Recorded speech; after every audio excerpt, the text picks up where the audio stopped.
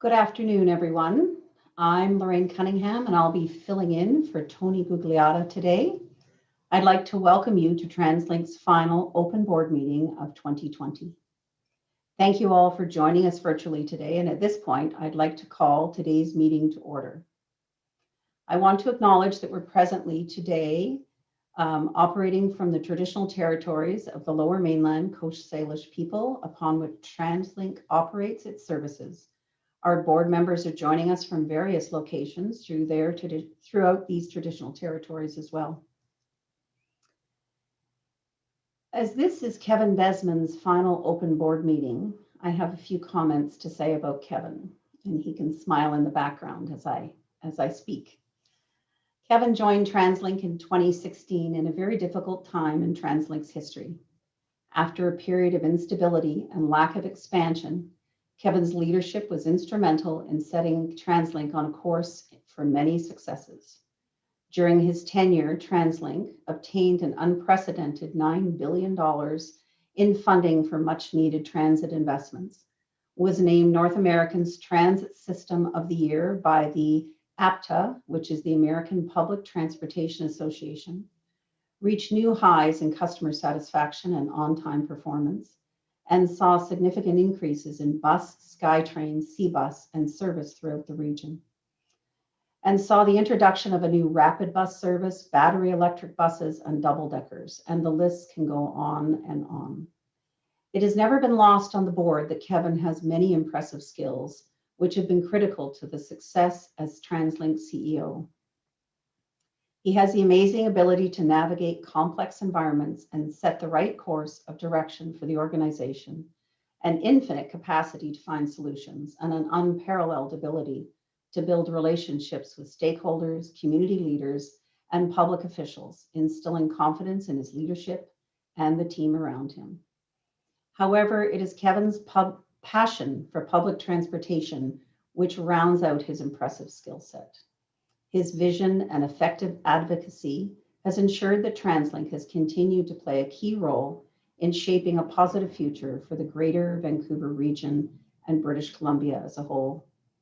Kevin, your departure is a great loss, not only to the board and but also to TransLink and our whole region. Without a doubt, we are sorry to see you step away from your role, but we are grateful that your leadership is leaving behind an organization that is stronger and more responsive to our customers and our communities, and better prepared than ever for the future. On behalf of all of us, I would like to share my sincerest thanks to you for never failing to go above and beyond what is expected and creating a better region based on transportation excellence. We wish you all the best in your new adventure, Kevin. Thank you, Madam Chair and the board. Appreciate that. Thank you, Kevin. So we have lots to discuss today, but we'll begin with our public delegations. There are 3 delegates. The first to speak will be Christina DeMarco. So Christina, I assume you're going to be let in.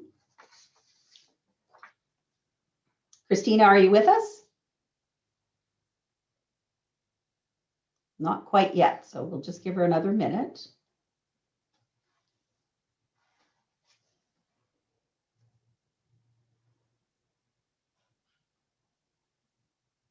Christina.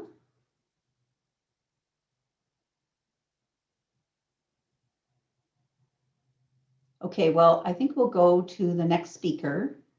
If we can't find Christina, Jennifer, do we know where Christina is?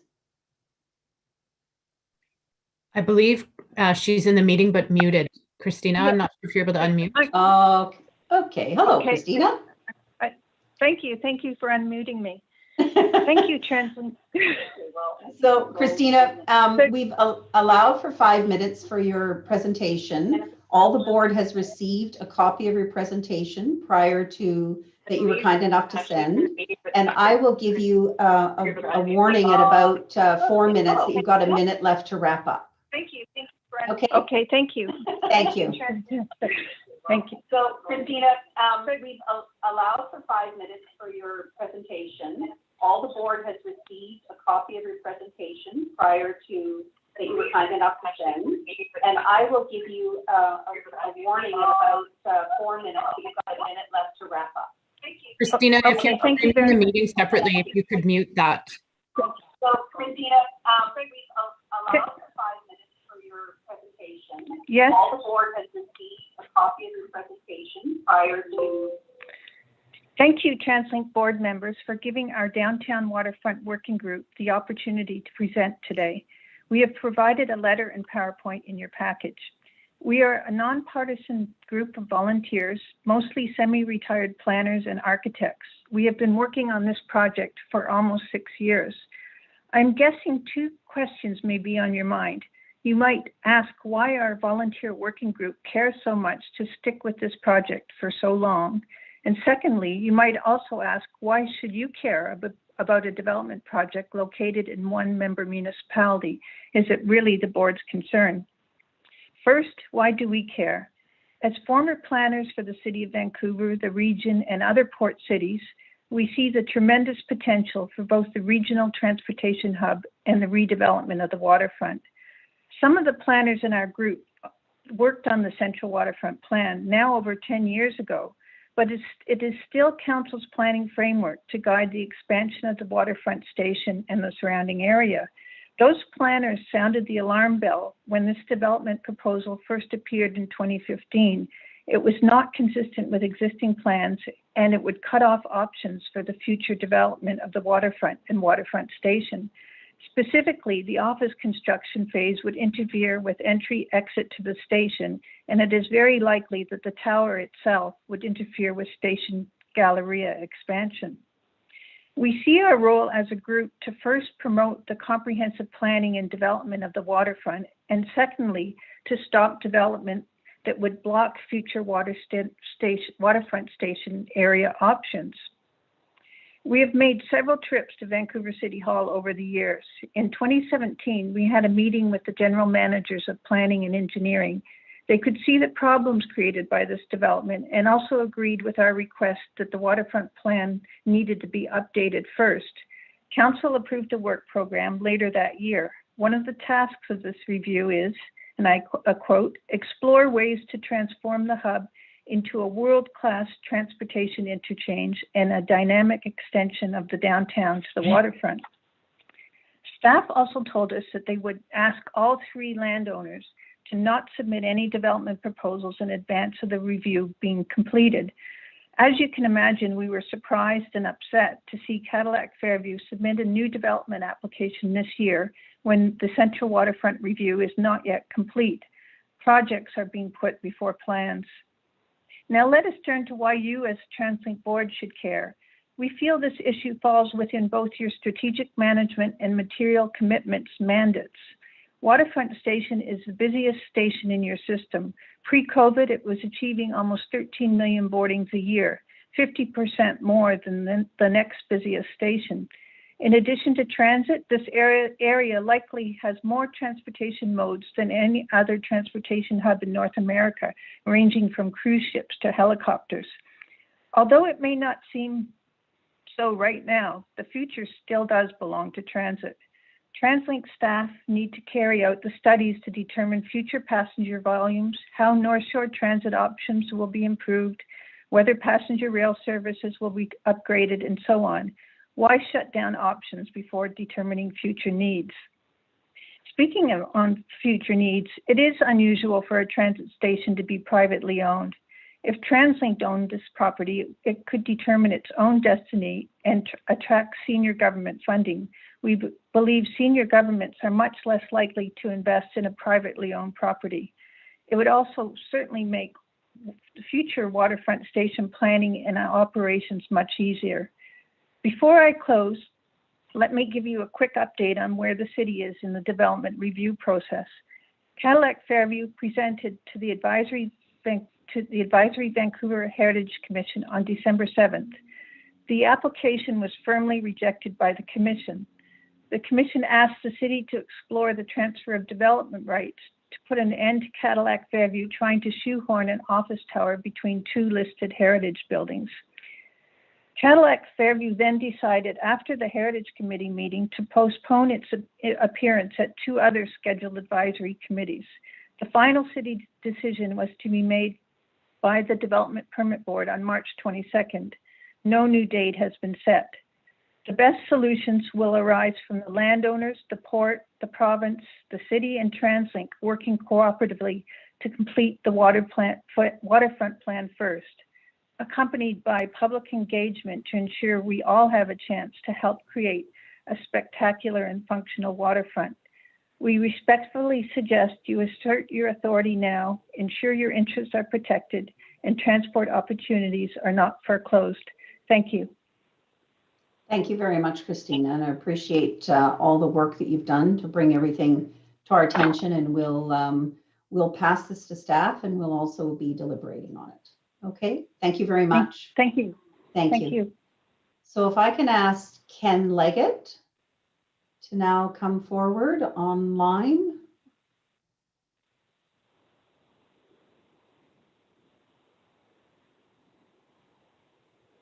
Ken, oh, I see a line here. So Ken, are you there?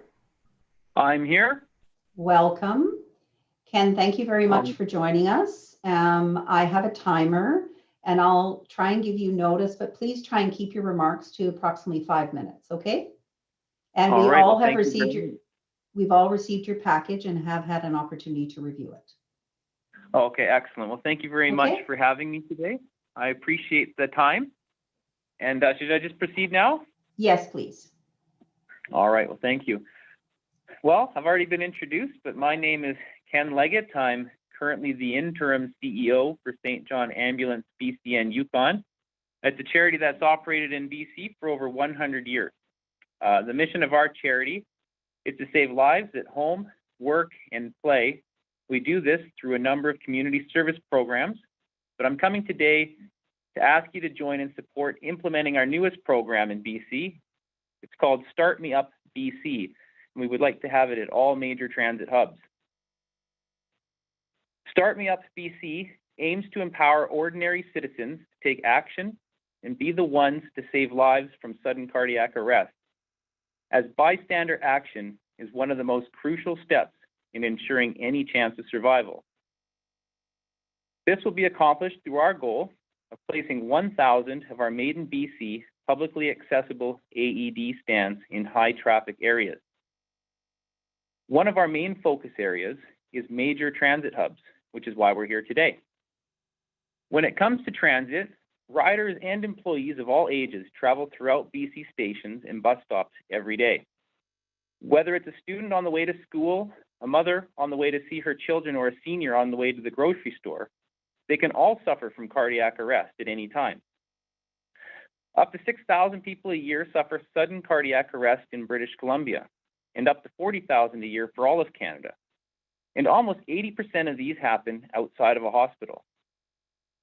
In that moment, when a transit customer or staff member could potentially become one of those thousands, minutes count to ensure survival.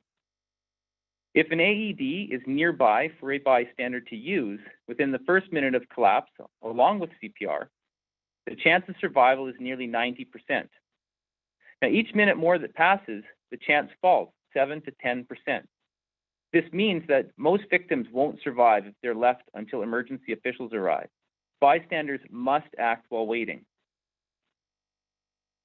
Given that AEDs are extremely simple to use, as they provide images and step-by-step audio instructions, we know your everyday transit riders are capable of this action.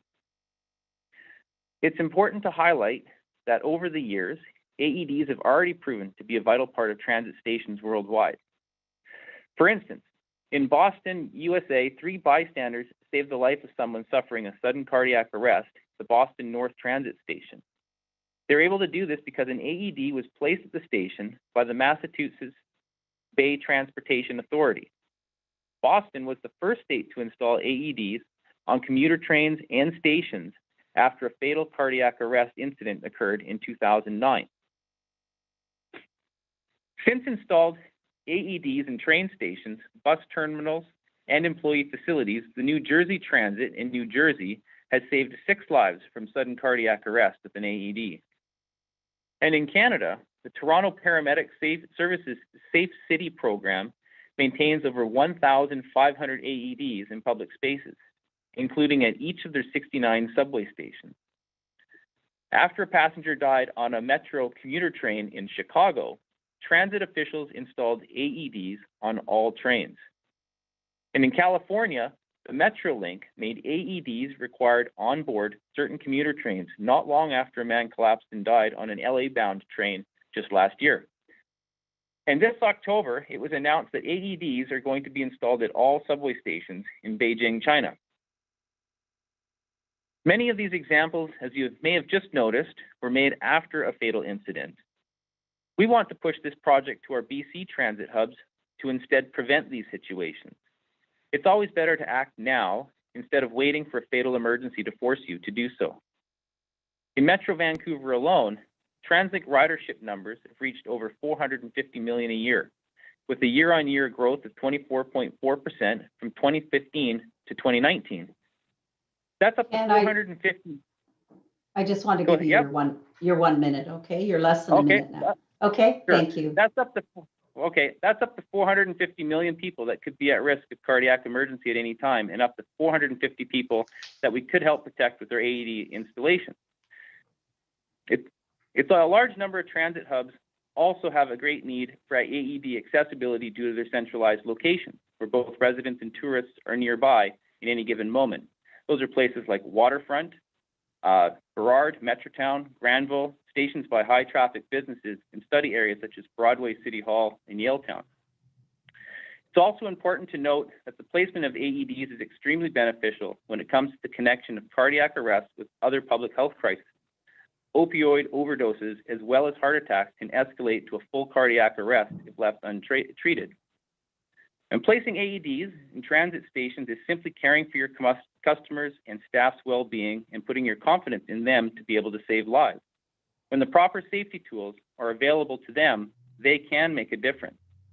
AEDs are more common when it comes to airports and another busy travel hub. We don't see why transit stations should be any different, and we hope you agree. So thank you very much for the time. And if there's any questions, I'd be happy to ask. But otherwise, I will leave it back to you. Thank you very much, Ken. I really appreciate the presentation. And as I said, we've reviewed all the material and we'll be having a look at it as time goes on. Okay, thank you very much. Thank you very much for the time. Okay. Thank you. Bye-bye. Okay, our next speaker is Joe Kunzler, and he should be coming on the line as well. We've heard from Joe before, so he's not a stranger to us. Joe, are you there? Hello, Joe. Can everyone hear? We can hear you. Hi, can you hear me? Yes, we can. So, Joe, welcome. And I am going to start the timer. You have 5 minutes. I appreciate that you would wrap up just before the 5-minute mark if possible. Okay? I'll do my best. I only have, thank you so much. Can you? Okay. Ready? Thank you. Yep, you go. Thanks. I'll be acute. Helps when I'm working on draft legislation that sadly isn't about the world's best transit agency, which is TransLink. Yes, I love TransLink more than any other transit agency in the world because of the caliber of people, not just the quality of equipment. I got to get this out of the way quickly, but I advised my good friend Minister Bowen Ma, and it's Minister Bowen Ma, I was going to raise this issue. And the minister gave, is aware I'm going to raise this and didn't say anything that I was a little upset when I listened to the Mayor's Council and heard CEO Desmond call her Bowen Ma, but said that it was Minister Heyman and Minister Fleming. My good friend worked really hard to save this agency and save our planet. Arguably, if you believe public transit saves the planet. And for someone who has got an engineering degree, a project management degree, and an MBA, I think it would only do credit to everyone to call her Minister Ma, unless the good minister has given direction otherwise. As I said earlier, I feel a debt of honor to Minister Ma and consider her a friend. And in the light of recent events that are all over the press, I just think we need to exercise great care to support all the strong women of TransLink, some of whom have mentored me and taught me so many great things about public transit, as TransLink is, again, the world's best transit agency. That said, I have grave concerns if TransLink can proceed with this talk of congestion pricing on a toll wall. I know the Mayor's Council got it from me in surround sound, so all I'm going to say is that I hope the ministers responsible give assent to any further work, and just understand that even your friends like me are really nervous for you. Finally, I ask you, please approve the Skytrain replacement project and get on with more pointed nose Skytrains. They're the world's best rail transit. I love riding those trains. I've had to give them up to keep you guys safe, and I'm more than happy to do so, because before we have public transit, we have world-class transit professionals, from CEO Desmond on down to Sarah Ross and Jada Stevens, to the former Premier Gordon Gamble, Kevin Falcon, to former Transit Minister Falcon, to Minister Ma.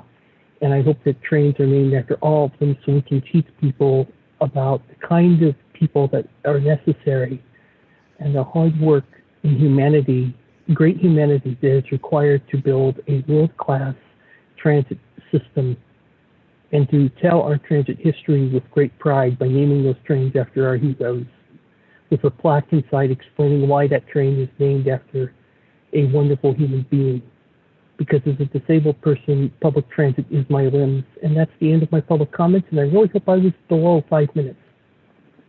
Joe, thank you very much, and we really appreciate you coming forward and speaking to us today. So thank you. Thank you. Thanks. So that ends our public delegations for today. So we're going to go into our meeting now, and that starts with our CEO, Kevin Desmond, providing a report to us on, usually now at this time of the year, a bit of an annual overview. So Kevin, I'll turn the floor over to you. Thanks, Madam Chair, and good afternoon. And I'm not going to give the usual annual overview. Kevin! No. So we'll do it a little differently this year, just because it's such an unusual year. And I'll be relatively brief. We're now coming to the end of 2020, and it is indeed a year for the history books. And an extraordinary time of challenges for TransLink that's tested our collective resilience within the organization and you, the board of directors. We've had to think differently, organize ourselves differently, and administer our programs and services differently.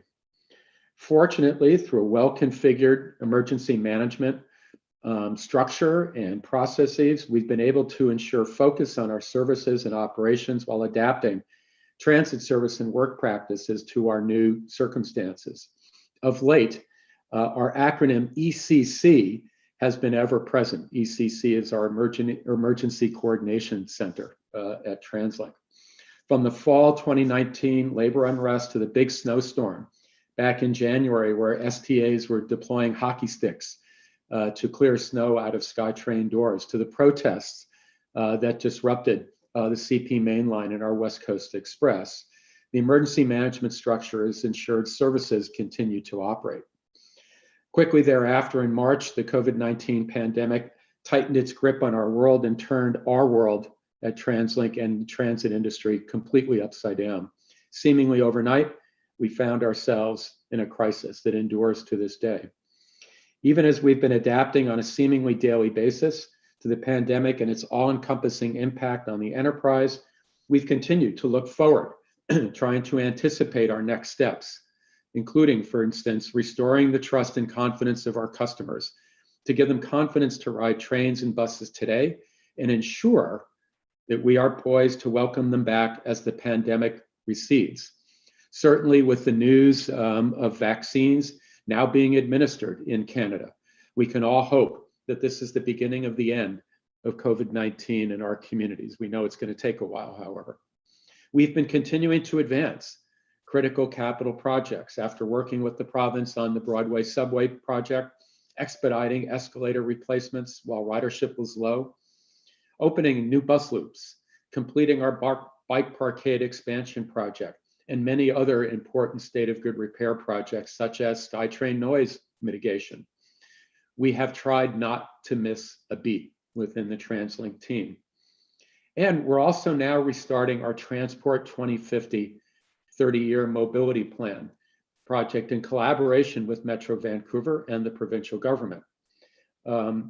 This is even as we are consumed by today's challenges, we're mindful of our responsibility to chart out a sustainable future for the Lower Mainland.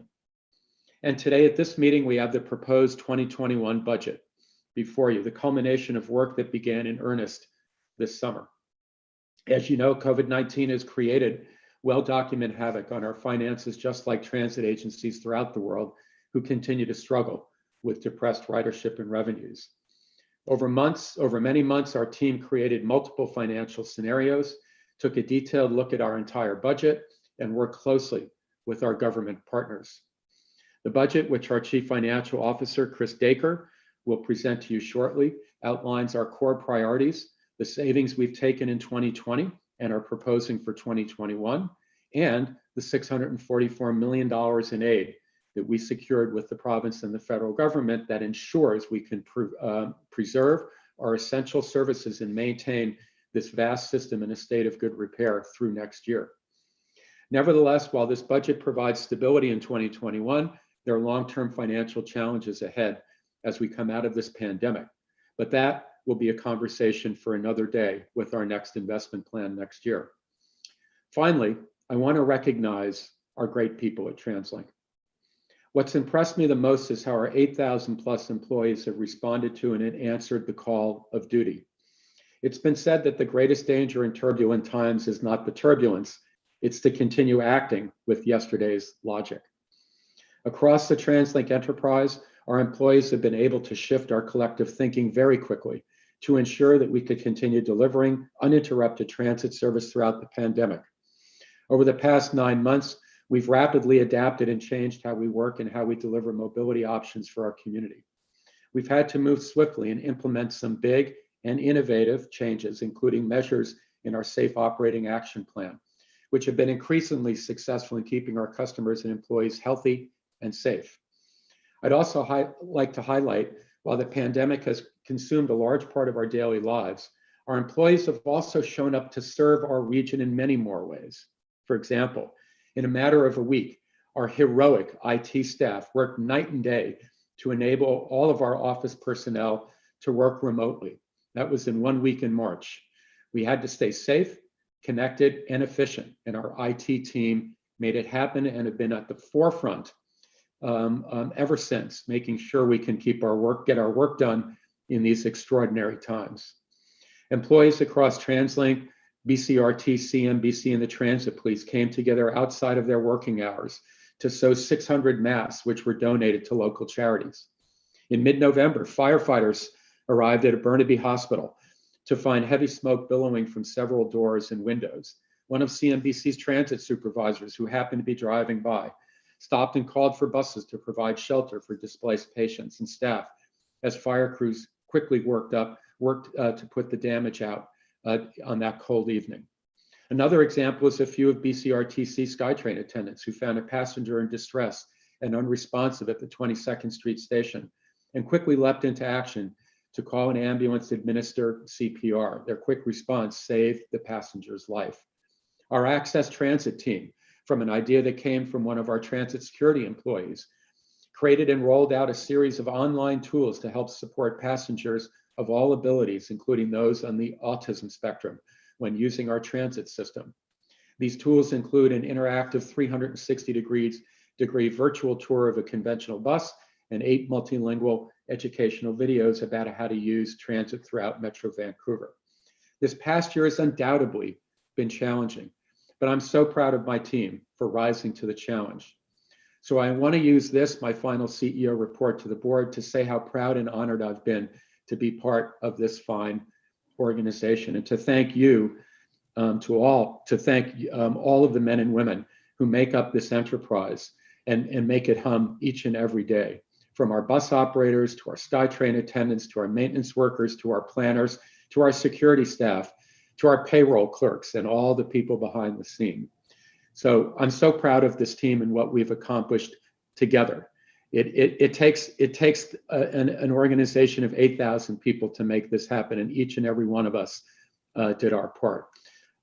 So, Madam Chair, I turn it back to you with hopes for turning the corner in 2021 and returning to the momentum that TransLink was on before this crisis. Thank you. Thank you very much, Kevin. Well said, and that was very enjoyable. I actually enjoyed your presentation today, so I appreciate that. Are there any questions for Kevin before we move on to the operating companies? Okay, well, seeing none, I'm going to ask Michelle Ledrac from the BC Rapid Transit Company to come and make his presentation. Welcome, Michelle.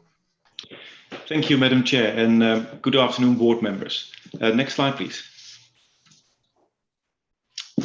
Here's a brief agenda of what I'm going to discuss in the next 10 minutes or so. Next slide, please. So first of all, I would like to recognize the fact that we've again passed our core audit this year. And I think the highlight of this year is that we actually improved our scores, and particularly in the return at work core score has improved by almost 7%, which shows that we are putting continuous effort into getting people back to work and creating a healthy work environment. Next slide, please. Can I draw your attention to our new Zero Harm logo? Zero harm is one of my key priorities in the last year, and hopefully that has culminated in declining trends, as you can see here on those graphs. And the motto of Zero Harm is think safe, work safe, go home safe, and do that continuously, because it's unexcusable if people can't return home unharmed and uninjured. Also, can I look at the fact that we had no employee assaults this quarter, and we did about 28% better when it comes to lost time injuries. But that's no reason to be complacent. We always have to be vigilant. Our aim is zero, and we're not yet at zero. And one of the aspects that you could have read in the board report is that we have introduced field level hazard assessments, which, as was recommended almost a year ago during my first board meeting, is that we should use checklists to make sure that we started jobs safely. And basically those field level hazard assessments that we have in Power and Guideway are those checklists to make sure that we don't forget any of our steps. Next slide, please. And this is around passenger injuries. And what you see is that obviously this is a lot lower because of lower ridership.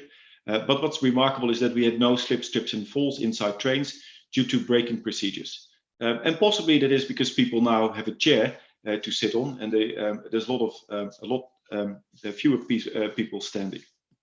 Nonetheless, this is a good achievement and a good step forward, and hopefully we can maintain that. Next slide, please.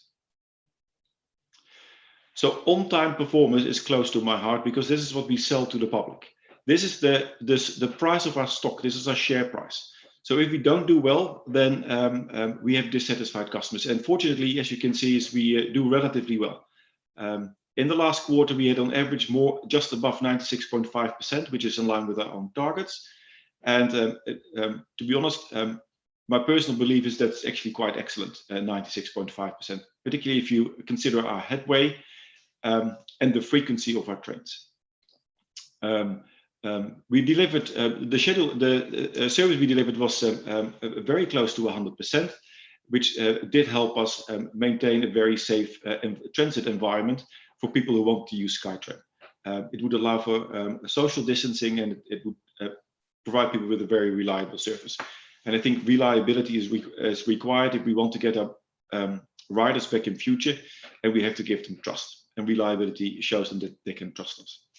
Unfortunately, we did a little bit worse when it came to delays over 30 minutes. We had slightly above target. I think we had 30, and the target was well below 30. One of the reasons is that we had a number of police incidents that required that we had to stop trains, and we had obviously the New Westminster pier fire that led to some extra disruptions. But otherwise, I think we're going steady. Next slide, please. I think the key message here around winter preparedness is that we have actually learned from our lessons last year. So what we did last year is, it wasn't excellent, but it was at some point good enough. This year we've harnessed all these lessons learned, and we've incorporated them in today's plan. So we're fully prepared for bad winter weather, and making sure that we don't make the same mistake twice, and that we remember what used to work in the past. And some of the things is that we've cleaned our stations, we've cleaned our track, and we've changed our plans to make sure that services can still operate and run under difficult conditions. Next slide, please. I think this is another success story. We introduced our last Mark III train, not quite in the third quarter, but in the fourth quarter. Now all our services are up and running, all our new trains are up and running, providing a much better and smoother experience for our customers. And we're very pleased with that, and I can only thank the team for doing this. But we've already changed our view, and we're now looking at the future. We're very close to ordering 205 new cars, and that will need all our attention to turn it into a success. And I have no doubt that with this team that will happen. We also need to look at our infrastructure to see how we can make it suitable for 5-car trains. As you know, the new 5-car trains that we are planning to order come with tweaks to a system, and that needs to be identified and solved. Next slide, please.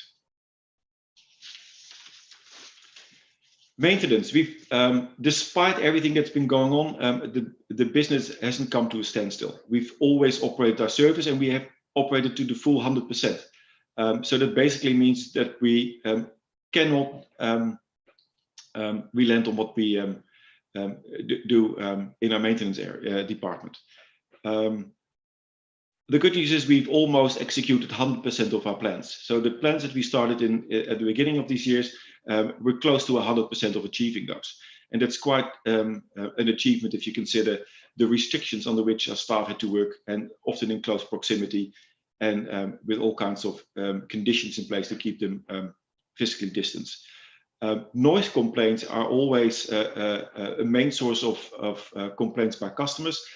We have a very responsive approach to it now, and although there will always be noise complaints, in the last quarter and the start of the fourth quarter, we kind of halved those complaints, which is, I think, good news. And we'll continue to make sure that we can reduce the number of noise complaints by putting in bespoke solutions. We've upped our preventative maintenance. Part of our efforts is in Get Well is to stop the firefighting and go from reactive maintenance to proactive maintenance. And we have upped our proactive maintenance and done some replacement and maintenance work that we would not have done in the past.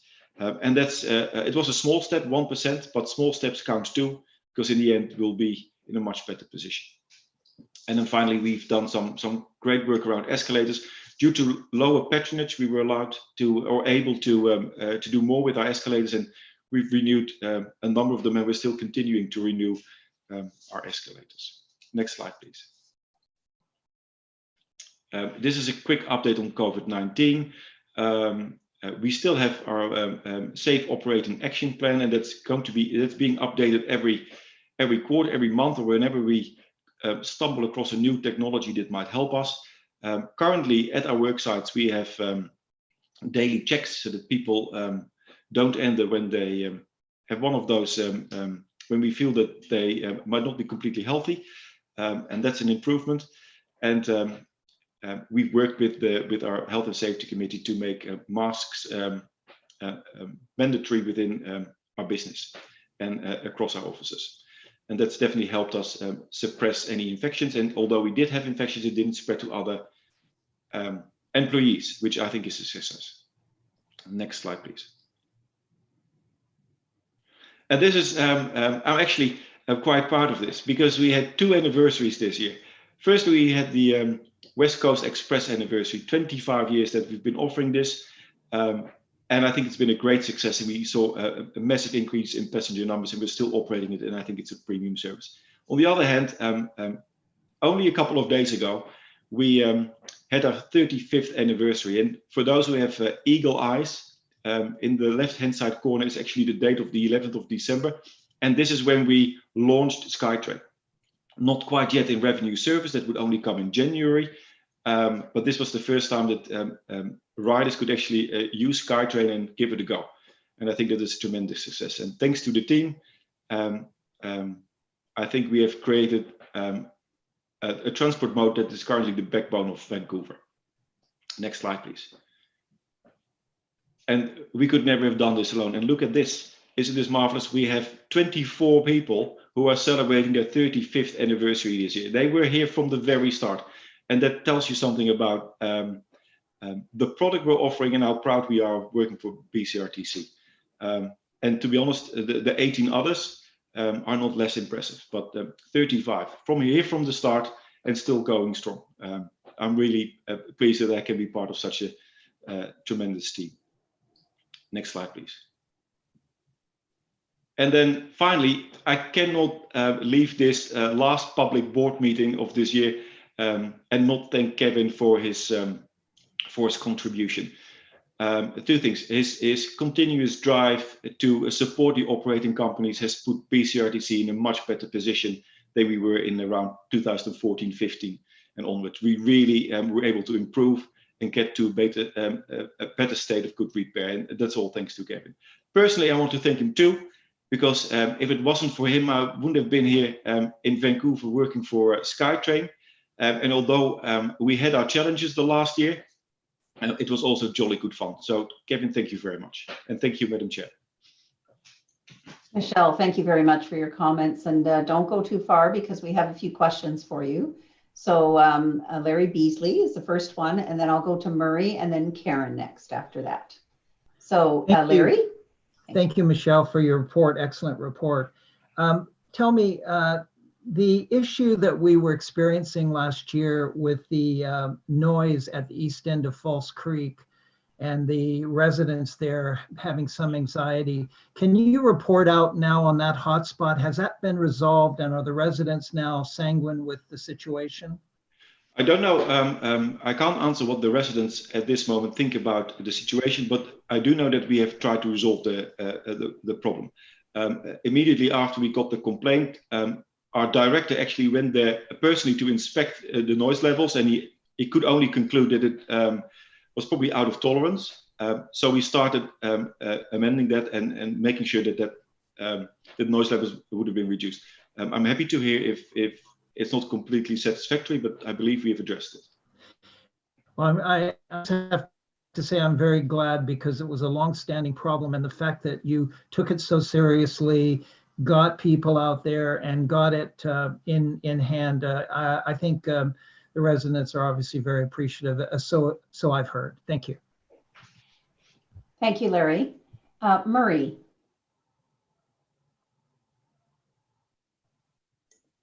Yeah, thanks, Michelle, for your report. I'm sort of augmenting what Larry just was talking about. I know that we did a study after having received complaints from people along various locations on the Skytrain guideway, and I had developed a report with recommendations to do certain things to mitigate noise. And I'm just wondering, how are we doing generally with the rollout of those recommendations? So some of those recommendations were actually implemented this year. And think about replacing rail with harder steel. And that's an ongoing effort. So every time that we replace rail, we put harder steel in. We also talked about putting in dampers, and some of them very bespoke, and we've done that. And that's ongoing, although I must say that the next batch of those enhancements will be in 2022. And then you might remember from the start is that we had trouble getting our grinder in from America, and that's now happened. And we had a broken grinder, and those are in the state of being repaired or already up and running. So we have a plan, we're sticking to that plan. And it's also part of our future state of good repair investment plan. So it's ongoing.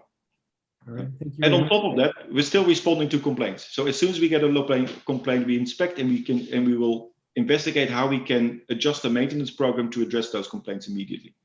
Right, I'd heard recently that you'd undertaken some grinding reactively to complaints, and I thought that was very good. So thanks very much for your response. Thanks, Michelle. So Karen. Thank you, Chair Cunningham. Thank you, Michelle, for your excellent report. My question is a little bit about Skytrain history. As the earliest trains get retired, do we have a plan to keep one of those trains either in conjunction with a museum or as part of our own archives? I think I've had several requests from people to donate one to a local museum, and I'm sure we can make that work. We also retain a number of cars as transportation vehicles for when we do future maintenance on the network. So yes, I definitely think that we can make that work if people want to adopt one. It's a great part of BC history. Thank you. Thanks, Karen. And moving to Andy now. Thank you, and thanks for the report, Michelle. A lot of good stuff in there, but I'd like to just get your comments. There's a couple items in your written report where you refer to progress on the McNeil report, which it's not as glamorous as new trains and new infrastructure, but it's eminently important. I see the power upgrade is on schedule, but also the PA and the CCTV at the stations I see is either completed or underway. What kind of feedback are we getting from public and others about these improvements to the stations? Are these things that people are realizing as we roll them out? I can't quite recall the latest customer survey, satisfaction survey, but I believe it says that people really appreciate the new pits that we put in and the new displays that we put in. So I do believe that they had a positive influence, and I think we can only agree with that. Yeah. Good work. Thanks a lot, Michelle. Thank you. Michelle, I have a question for you before we close this section, and that is around, in your report around just culture. You mentioned it a few times throughout your report and how important it is. I'm just wondering what tangible things we would see around your organization, around this whole shift in a just culture environment from a safety perspective, particularly. So just culture is finding that rare balance between holding people accountable on one side and at the same time accepting that we're all human beings and make mistakes, and that you cannot punish somebody for making mistakes, but at the same time you have an obligation to deliver. What we have seen recently with the union is, for instance, that we have reduced our grievances by 60% in a month's time, because we come so much closer together and we have a much better understanding of where each other's responsibilities are, is that we don't have to fight anymore over what I think are petty things. And I think that's in the end, that will increase engagement, and with increased engagement, we will see higher productivity. So that's the real thing, what I hope to achieve with Just Culture. Thank you, Michelle. I know I have a connection to the airline industry, and I know they've been active with this Just Culture for a number of years, and I know it's been very successful there. So I was really happy to read about it in your report. So thank you for that. Yeah. All right. Well, Michelle, I think that's the last of the questions for you today. So I thank you for your report. And I'm going to ask Mr. McDaniel to come and join us and speak to us about Coast Mountain Bus Company. Welcome, Michael. Thank you, Madam Chair, members of the board, members of the public watching today. I'm happy to provide my report to you for December 17th of 2020. Next slide, please. What you see up there, I'm just going to cover this briefly in the next 8 or 9 minutes. There's the agenda. Next slide, please.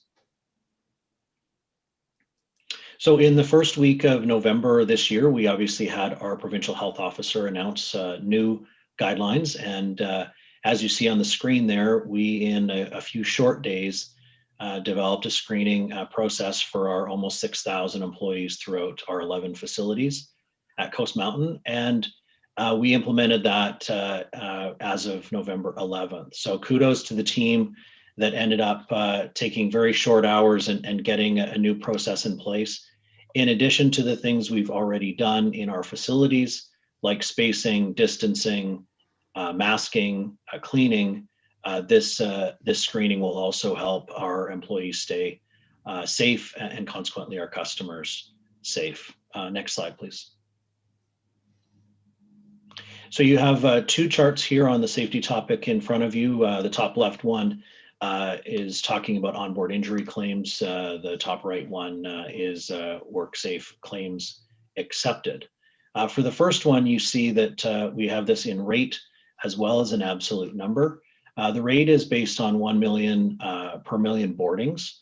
And so what you see, because of our ridership being off as much as it is due to the pandemic, this is kind of inadvertently escalated a little bit. Our absolute number you can see there on the screen is considerably lower, and that's obviously good news in terms of what's happening on our system. On the right side, with WorkSafe claims accepted, we do see that a tad higher. Again, these are claims accepted by WorkSafe, not claims submitted within our system.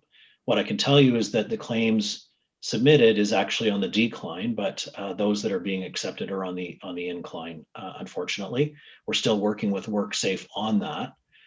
Maybe a couple perspectives on this. The things that drive these types of claims are, as you can imagine, motor vehicle incidents is the number one cause. Acts of violence. We've talked about operator assaults many times, and I'll reference that in one of our training slides here coming up. We are tracking lower on operator assaults, and I was madly searching right before this meeting to find a month where we had zero. The reason why I was doing that is because the month of November of 2020, this last month, we had zero operator assaults. And in the last 5 years, we have never actually seen that before. So it's always our goal. Zero is always our goal, but unfortunately we rarely reach it, but we did this last November. So that was very nice to see. The other perspective here that we've talked about before is that we see an incline in claims that are due to mental health, and that's climbing faster than physical health. It's something that we're continuing to focus on here and also working with WorkSafe on as we move forward. Next slide, please. So this is what I was referring to as one of our training programs. This is something that I brought to the board probably about a year ago. We were due to launch this in the beginning of 2020, and unfortunately it was put on hold relative to the onset of the pandemic. But this is our one-day refresher training. This is a one-day course that every employee will go through, every operator will go through every 5 years. So 20% a year. It covers a variety of things. You see in the picture here, this is our conventional operators using the bus simulator at Vancouver Transit Center. Our community shuttle operators will actually use the actual bus. There's about 75 to 80% classroom time. The remainder is either in the simulator or on the bus. And so for those employees that have worked for us for many years, we haven't had this program. And so those that have 20, 30, 40, and some 50 years of driving, they will now every 5 years have a refresher to update their skills and get them up to speed on what we're training today. So that's a great win. Now, next year will be a full year of the launch. This launched just in September and October. But we'll have 2021 be our first full year, and we'll be putting about 825 operators through that next year. So we're very excited about that step forward. Next slide, please. Another interesting pilot that we're doing, we've talked about this in the past, this is the collision avoidance system. You see the one depicted in the slide here, that's the LooseRick system, very similar to the Sion system. And their technology is a format where it uses a camera and a screen to allow you to see through the A pillar that you see right on the slide here. The Mobilize is a little bit of a different system, more warnings, more audible beeps. We do have 15 buses equipped, and we'll be running the pilot through to April of 2021. We're gaining operator feedback throughout, and we'll be able to share results in Q2 of next year. Now, next slide, please. So 'tis the season. We haven't seen any of this yet in any substantial form, but it is the time where we get ready. And as always, we are doing that. We're working with our contractors to make sure they're ready for snow removal, our municipalities, getting our internal systems ready. It'll be the third year of our snow socks that we've used on 3 of our routes now. But also, in addition to our conventional system, our fixed route system, Handy Dart, has different challenges. It isn't on main corridors a lot of times. It's on back alleys, back roads. And so we'll work with the municipalities on that as well. And of course, our contractor First Transit will be doubling up staffing relative to this, continuing to navigate all of the COVID guidelines as we all are every day, making things even just a little bit more difficult. But we're ready, and hopefully we'll never have to deploy all of these procedures, but we're ready if we need to be. Next slide, please.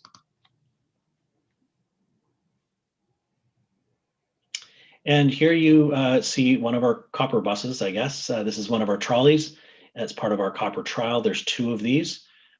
Incidentally, there's also 2 Skytrain cars that has the copper products on it.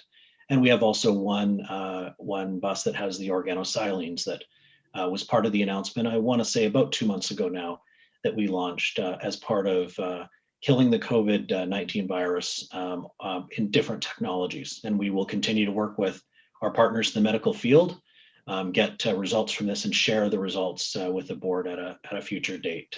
Also a very cool looking bus at the same time, all electric, I might add. Next slide, please. And you heard it from Madam Chair, you heard it from Michelle. I would not let this go without thanking Kevin as well. I've been here for 2.5 years. It seems like a lot longer given what we've been up against over a very short period of time. But when I got here, Kevin's immense knowledge really helped me understand what I got into and what our team really had up against it. And he's been able to gain relationships not only at our senior level, our management level, but all the way through. And you see the pictures up on the screen. You know, Kevin, I don't want to say you have a favorite, but on behalf of the organization that represents 6,000 staff and 2/3 of the ridership, I want to say thank you for everything that you did for all of us and your unrelenting passion for moving this region and supporting our team as we do it. So thank you very much, Kevin. And Madam Chair, that concludes my presentation. Happy to answer any questions that you might have. Thank you very much, Mr. McDaniel. That was quite the thing, trying to suggest that you're the favorite one. I don't think that's exactly what I said, but. Okay. We have a question from Harj Dhaliwal. Harj? Hey, Mike, thank you. Thank you, Madam Chair.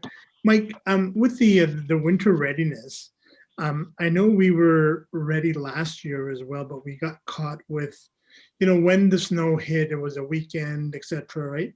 Do we have some plans in place that if it hits at a time we're not expecting it, or if there's a sudden draw, a sudden snowfall, are we better prepared to handle a sudden event like that?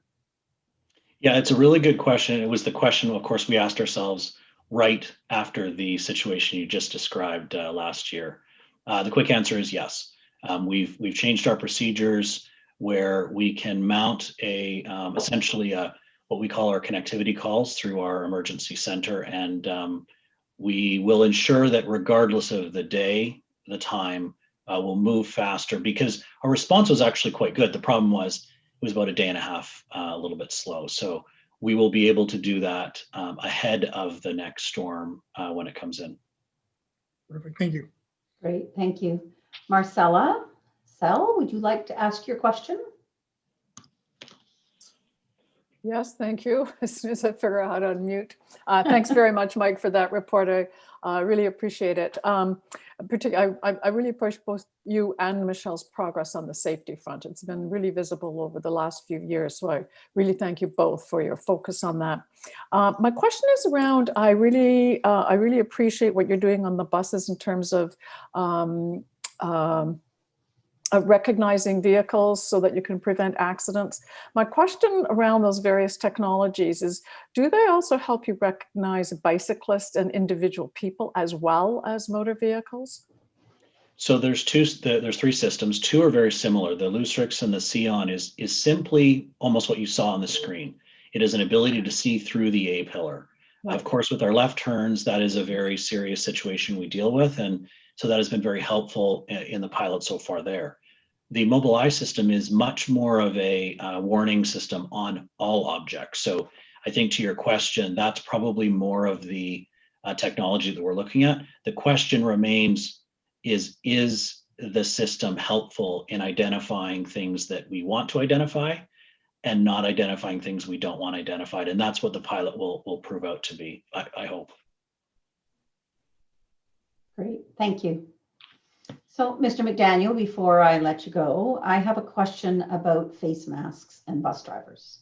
Mm-hmm. So when TransLink made their announcement in regards to New Year's Eve, I was noticing in social media a lot of commentary about questions about why our bus drivers are not wearing face masks. And I've observed this as well.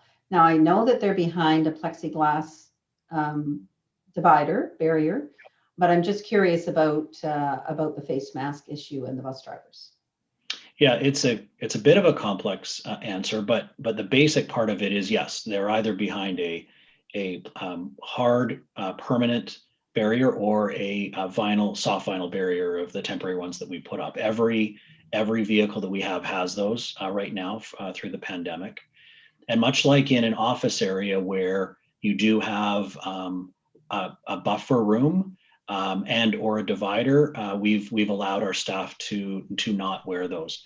They have to wear them getting to that point and getting out of that point, but we've said it's okay for them to not wear those while they're driving. The other part that it's a little bit more complex is that for those drivers that do wear glasses while they drive, we want to make sure that they're not in a situation where that mask either causes a fog up or potentially moves while they're driving or turning their head to blunt their vision in any way, whether they're wearing glasses or not wearing glasses. So it was really a decision between one safety situation and another safety situation. We've erred on the side that you've noted, but it's something that we watch, and we watch throughout the rest of the industry. The rest of the industry has basically done the same thing we've done for the same reasons we've done it.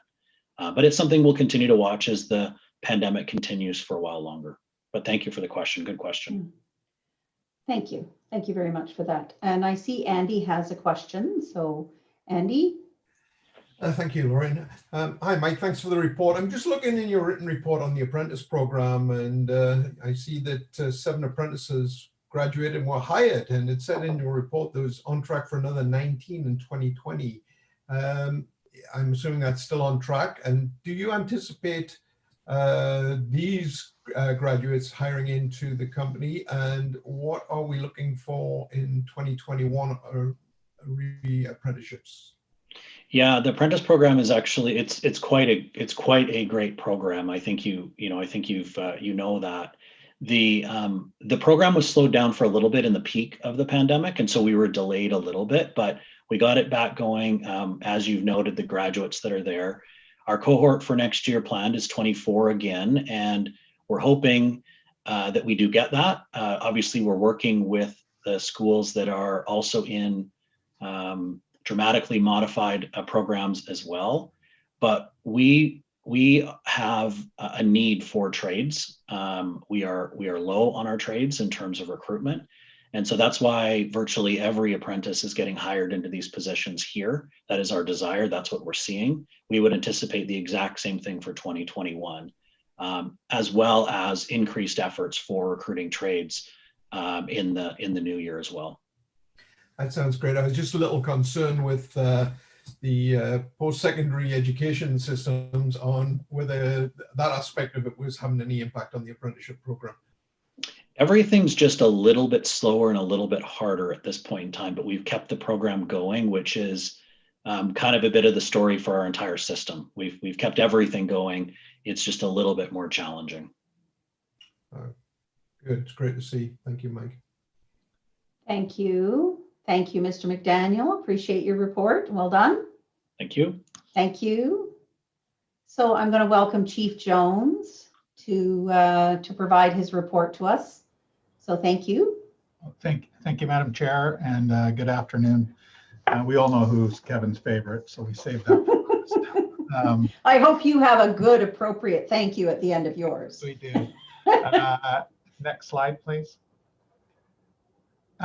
Although the year has obviously been very interesting, one of the things we wanted to focus on, just updating, is We have had some programs and changes that have occurred within the transit policing. What I mean by that is how we're able to focus on some of the issues. And so conveniently, or to our sake, we had started what's called a targeted mobile enforcement team at the beginning of the year. And it really came into effect actually during the COVID times.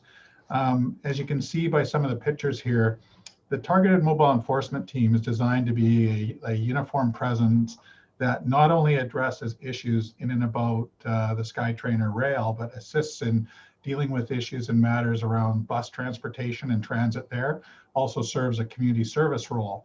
So part of the project is that you'll see in the first picture there was, these are members who are tasked primarily at this point in time with doing a lot of the mask enforcement. And as you may have been aware, we started the whole program when it came to masks and the provincial health orders with a lot of educating and informing and telling people from the onset. TransLink had established its own regulation. We never did issue any fines under the TransLink regulation, and we reached upwards of 95%, I believe was the measurement, in compliance with people using masks on the system. It wasn't until the public health order came into effect, it became a bit more heightened and aware that this group would step in to look at complaints or issues around non-mask. Again, it always starts with asking a person to don a mask, even offering them a mask, asking them if they couldn't, and if they had no valid reason, just to step from the system, and the last step always being enforcement. You'll see as part of it as well in the last picture there, one of the things we've tried to also advance on is assisting where, that people understand that the transportation system has to keep moving on a timely schedule, is liaising more with people, with the operators and that within the bus transportation network with Coast Mountain, where they see traffic problems, i.e. cars using bus lane only areas, which actually congests it and doesn't allow it. I mean, for them to maintain their schedules. So working with the jurisdictional police agencies, we will set up times to go out and actually conduct enforcement around these traffic areas that which are designed for transportation or transit vehicles only. Next slide. So obviously, this is operating during COVID-19 became a very big challenge for us at the beginning. A lot of our workforce had to come to work and still has to come to work. The vast majority of who we have are uniform members. And as such, they're not able to work remotely. It started with obviously the personal protective equipment for our members, setting up decontamination protocols, both here locally and at our own office spaces, but with local police of jurisdiction. It was a challenge at times. Obviously, we were still in a position to having to interact with individuals who may have claimed to have potentially had COVID-19 or did in fact have COVID-19. So I really want to give hats off to our members who continue to take the calls, showed patience and resilience, and following the health advice. I want to emphasize that we by no means are the health professionals. We relied on the advice of doctors, and the public or the provincial health officer as to how our members should react and how our staff should react after coming into contact. And it's been good, I would say, the reaction and how we've been able to handle it. You do see some photos here. Obviously, certain events like Remembrance Day and that were handled differently, but our members found ways to show their support for different occasions. And perhaps if you can catch in the very first picture, there's Constable Nicole Dennis, who's actually wearing a special Remembrance Day flash we had created this year that wears on the uniform. You can kind of see it on her left sleeve shoulder there, if you look at it. So next slide. Equity, diversity, and inclusion continues to be an issue that touches upon lots of agencies, organizations, and is one that within policing is very alive, and we are very much aware of. We have we're fortunate, and we still have work to do, but when it came to a Vancouver Sun article on diversity, transit police had the highest rate of diversity amongst all police agencies in BC.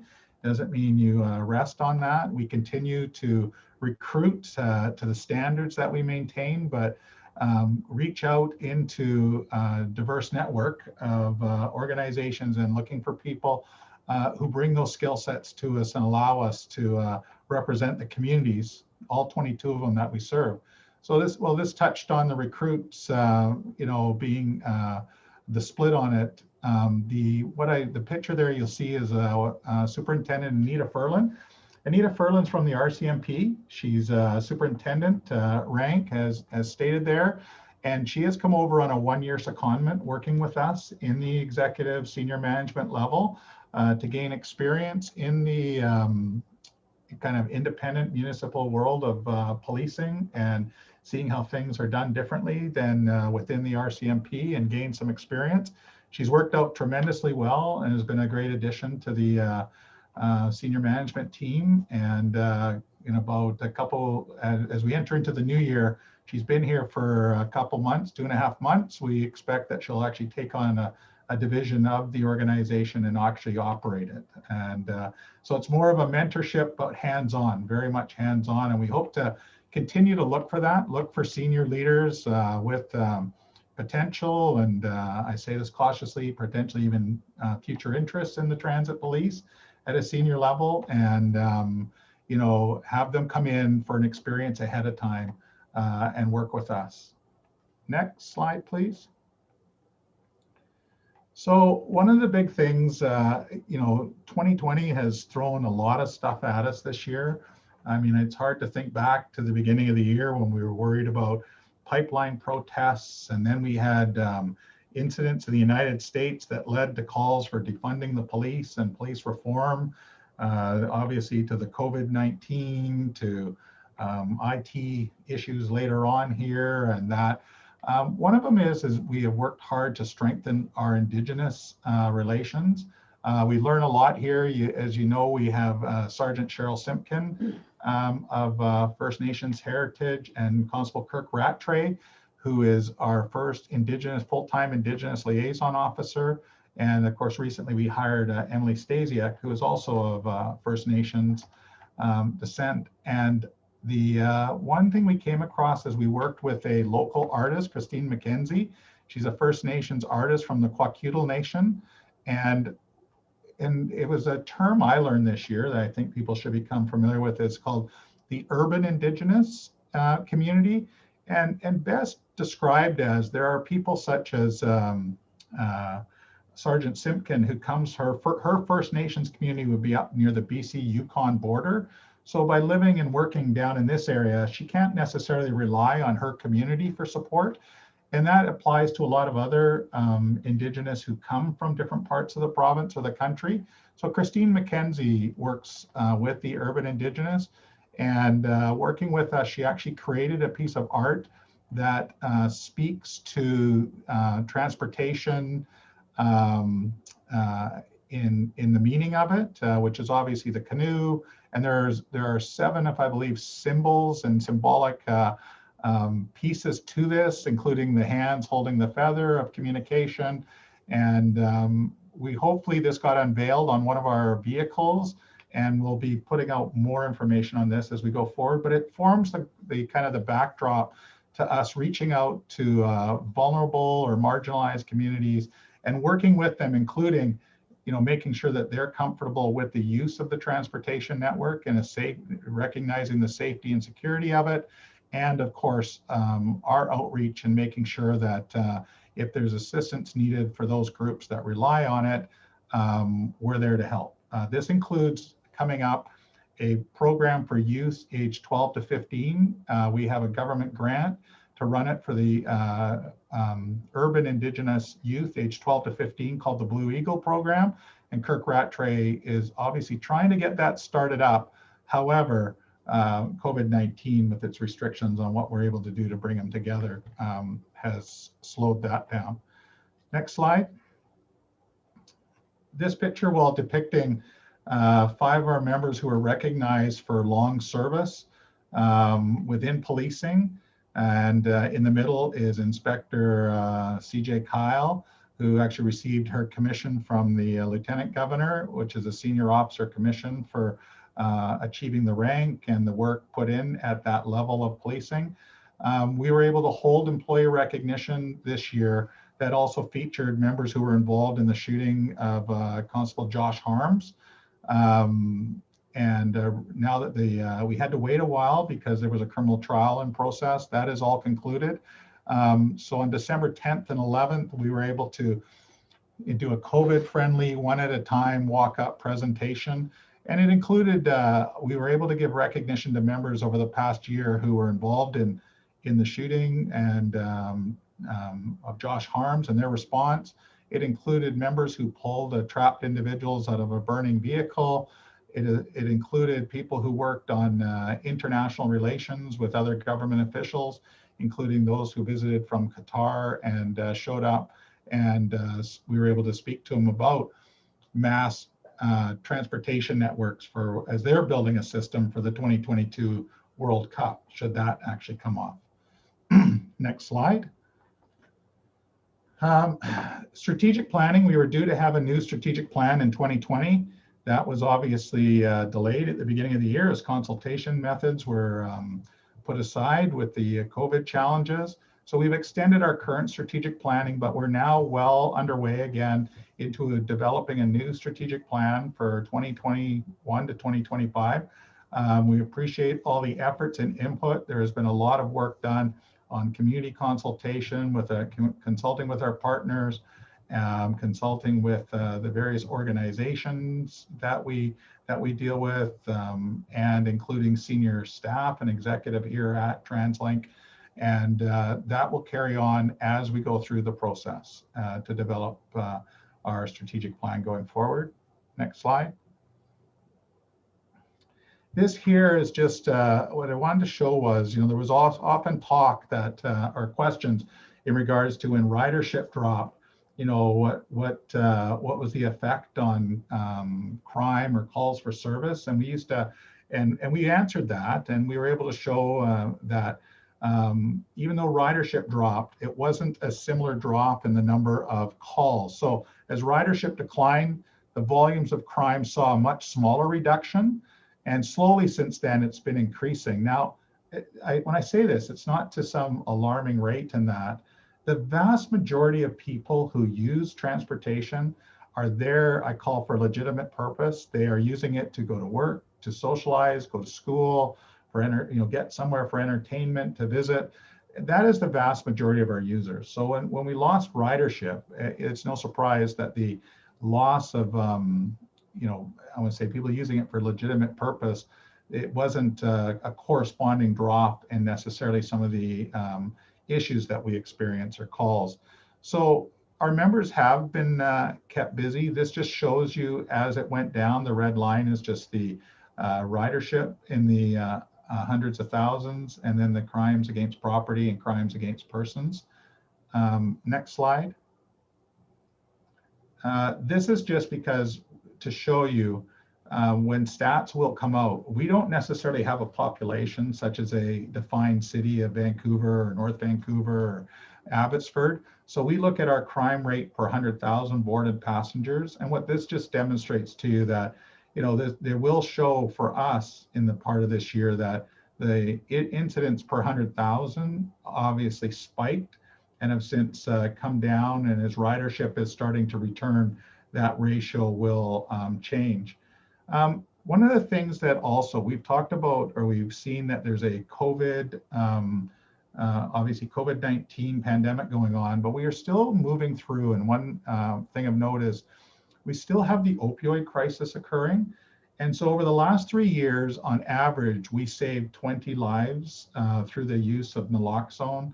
Our officers finding individuals either by being on the site or being their attention drawn to them by station attendants or by passengers on the system. Already this year, we are 50% higher in the number of naloxone saves that we've had, where somebody most likely would have passed away had we not been there to intervene in advance of medical attendants coming. And the concerning trend, not only about the numbers though, is it is now taking up to 2 or 3 doses of naloxone being administered to revive a person, when in the past, sometimes 1 was all that was required. It is a safe drug, so in terms of administering, in terms of risk of harm, as to what you can do, but it is something that we are still facing and we're still addressing. So that crisis hasn't gone away for that vulnerable sector of all of our communities and those in and around the system as well. Next slide. So from his favorite part of the organization, from his favorite employee, I also want to wish Kevin all the best in the future. I can tell you that he has been a real pleasure to learn from. I always say that, to meet and to learn from somebody. He's clearly passionate about transportation, or Kevin, you're passionate about transportation, what it takes.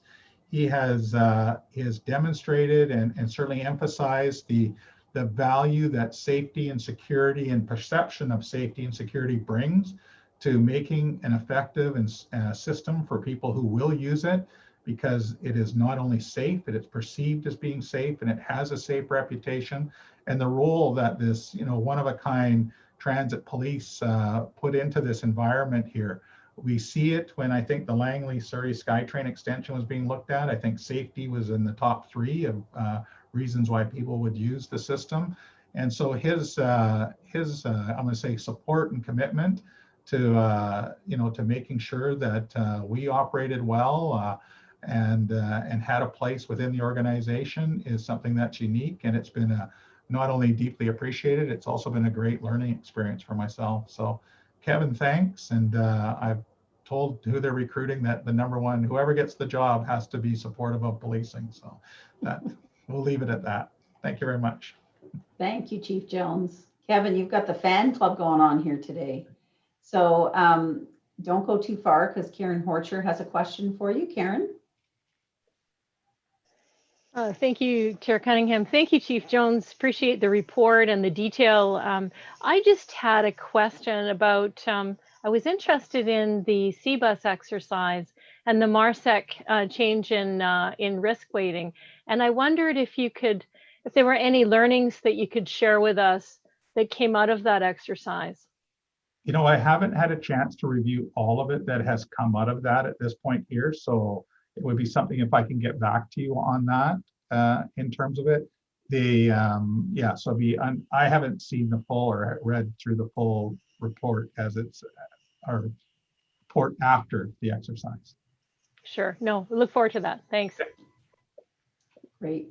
Thank you. Well, I don't see any other questions, so I appreciate your report, Chief, and appreciate the service of all your officers. Thank you. All right, thank you. So we're going to move on to item number 7 on our agenda, which is our business plan and operating and capital budget. And I'm going to ask Christine Dacre, our CFO, to present that material. Hello, Christine. Hi, thank you, Chair. I also have Olga Kuznetsova, our Vice President of Financial Services, and Adam Bale here with me as well for questions later. You have the full report. What I'm going to walk through with you is just a few slides setting the context with the challenges that we faced in 2020 and the implications that it's had on our finances moving forward. And then I'll go through a little bit of what's included in our 2021 budget. So next slide. So as you're all aware, and you've heard lots being talked about today as well, COVID-19 has had a significant impact on TransLink's operations and the operating revenues. Our revenues that have been impacted the most include transit fare revenue, fuel tax revenue, and parking rights tax revenue. The decline in ridership has been significant. It's been important for us to continue to provide the essential transit service to the region. Next slide, please. So early in the pandemic, we immediately put measures into place to cut costs. A hiring freeze was implemented, as well as a critical review of expenditures to only proceed with what was absolutely necessary for the delivery of our service. Expansion service that had been planned was also put on hold, and approximately $107 million in savings will be achieved in 2020. With transit service demand essential service and the importance it has in rebuilding the economy, $644 million in senior government relief funding was secured. Next slide. So what does this mean for 2021? There are still many unknowns with the recovery from the pandemic. How will ridership rebound? What are the impacts to fuel tax and parking tax revenues? We've been working with and building numerous scenarios in trying to forecast what the impacts will be on our revenues. Even though we have secured senior government relief funding, this only covers us through 2021. There are long-term structural funding implications for the next investment plan, which we will be developing in 2021. Other challenges to the budget include keeping our assets in a state of good repair, particularly BCRTC's aging infrastructure, managing the running and recovery time service hours at CMBC, and we have a number of key technology projects that are underway. Next slide. So I've mentioned we've been working on numerous scenarios, particularly related to our ridership. So this graph shows our ridership from the beginning of 2020 and the forecasted out through 2021. You can see how our ridership plummeted in March and April. The lowest point was 17% of pre-COVID levels, and we're now running about 42%. So looking into 2021, the mid scenario is what we have budgeted for, which is on average about 51% of pre-COVID levels. Now, since our Q3 forecast, you can see the indicator there in the red, we are running a bit lower now. This phase 2 of the pandemic has hit us harder than I think anyone really predicted. And it has impacted our ridership a little bit. So, but the good news is the news of the vaccines available and planned for distribution in 2021. So we may be able to make up some of the shortfall in the latter part of the year. Our budget scenario did not include the assumption that a vaccine would be available. So there'll be some trade-offs along the way. Next slide. The 2021 budget anticipates continued revenue suppression for transit fares, parking rights tax, development cost charges, and fuel tax revenue. There will continue to be significant uncertainty related to the overall economic conditions, which we will be closely monitoring, and we will continue to look for cost savings and efficiencies to help alleviate these fiscal losses. Next slide. So as mentioned earlier, thanks to the provincial and federal government for the pandemic relief funding of $644 million.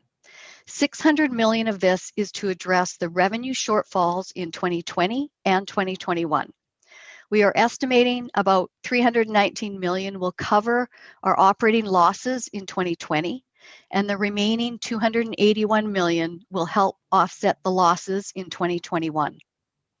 $44 million is to cover a reduction to our originally planned fare increases across 2021 through 2024. This funding will ensure that essential public transportation services and affordable fares are maintained. Next slide.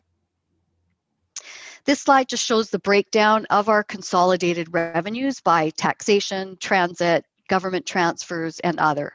You can see here the pink shaded area is the government relief funding. Next slide.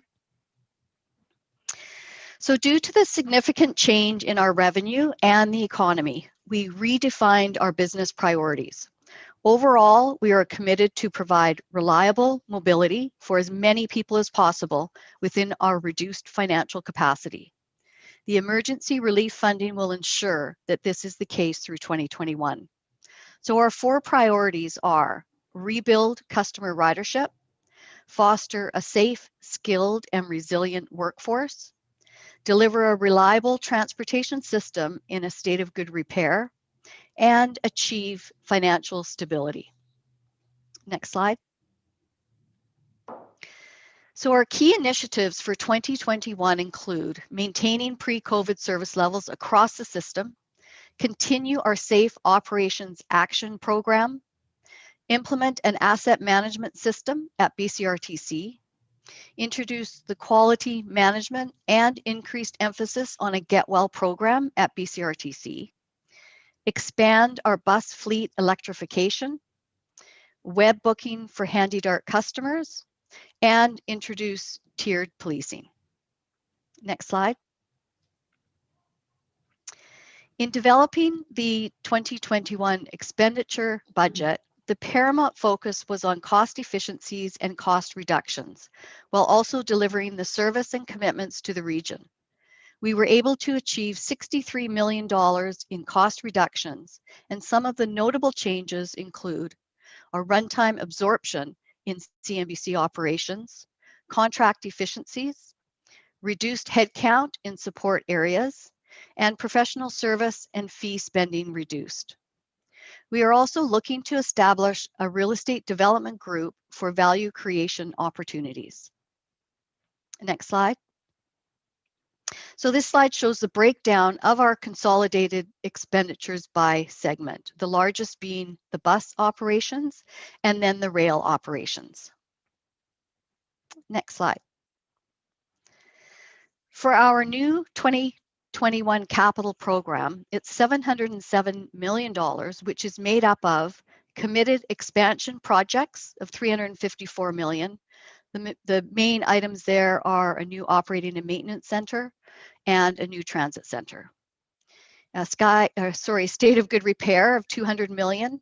The majority of this is bus replacements, some running rail replacements, escalator, elevator, and a number of other state of good repair items. Municipal contribution programs in partnership with the municipalities of $85 million. Our low carbon fleet strategy project. What this is our bus replacements that are scheduled for 2023, looking at battery electric bus option for those, as well as the infrastructure to support the battery electric buses. And some other projects, that include some minor items, plus a $10 million contingency for any emergency capital that may come up in the year. Slide 14. Next slide, please. So, of course, we always look at our financial indicators to ensure that we are within our policy limits. With the senior government relief funding, we remain securely within our financial policy. We are well below our gross debt borrowing limit. Our net debt per capita, our net debt per operating revenue, and gross interest per operating revenue are all well within our policy limits. Our estimated liquidity position at the end of 2021 is at a healthy level and above our policy, which will help us manage the risk of more negative scenarios playing out to our revenue occurring. This will also give us a bit more time to manage the longer-term structural problem with our revenues, which will need to be addressed in the next 10-year investment plan, as previously commented on. Next slide. This slide shows what the accumulated funded resources looks like over the next 10 years with our current estimated revenues. The lower red line is the forecast built out from 2021 budget. We will reach our policy limit between 2023 and 2024. And as I already mentioned, this work is the work we will need to be doing in developing our next investment plan. Next slide, please.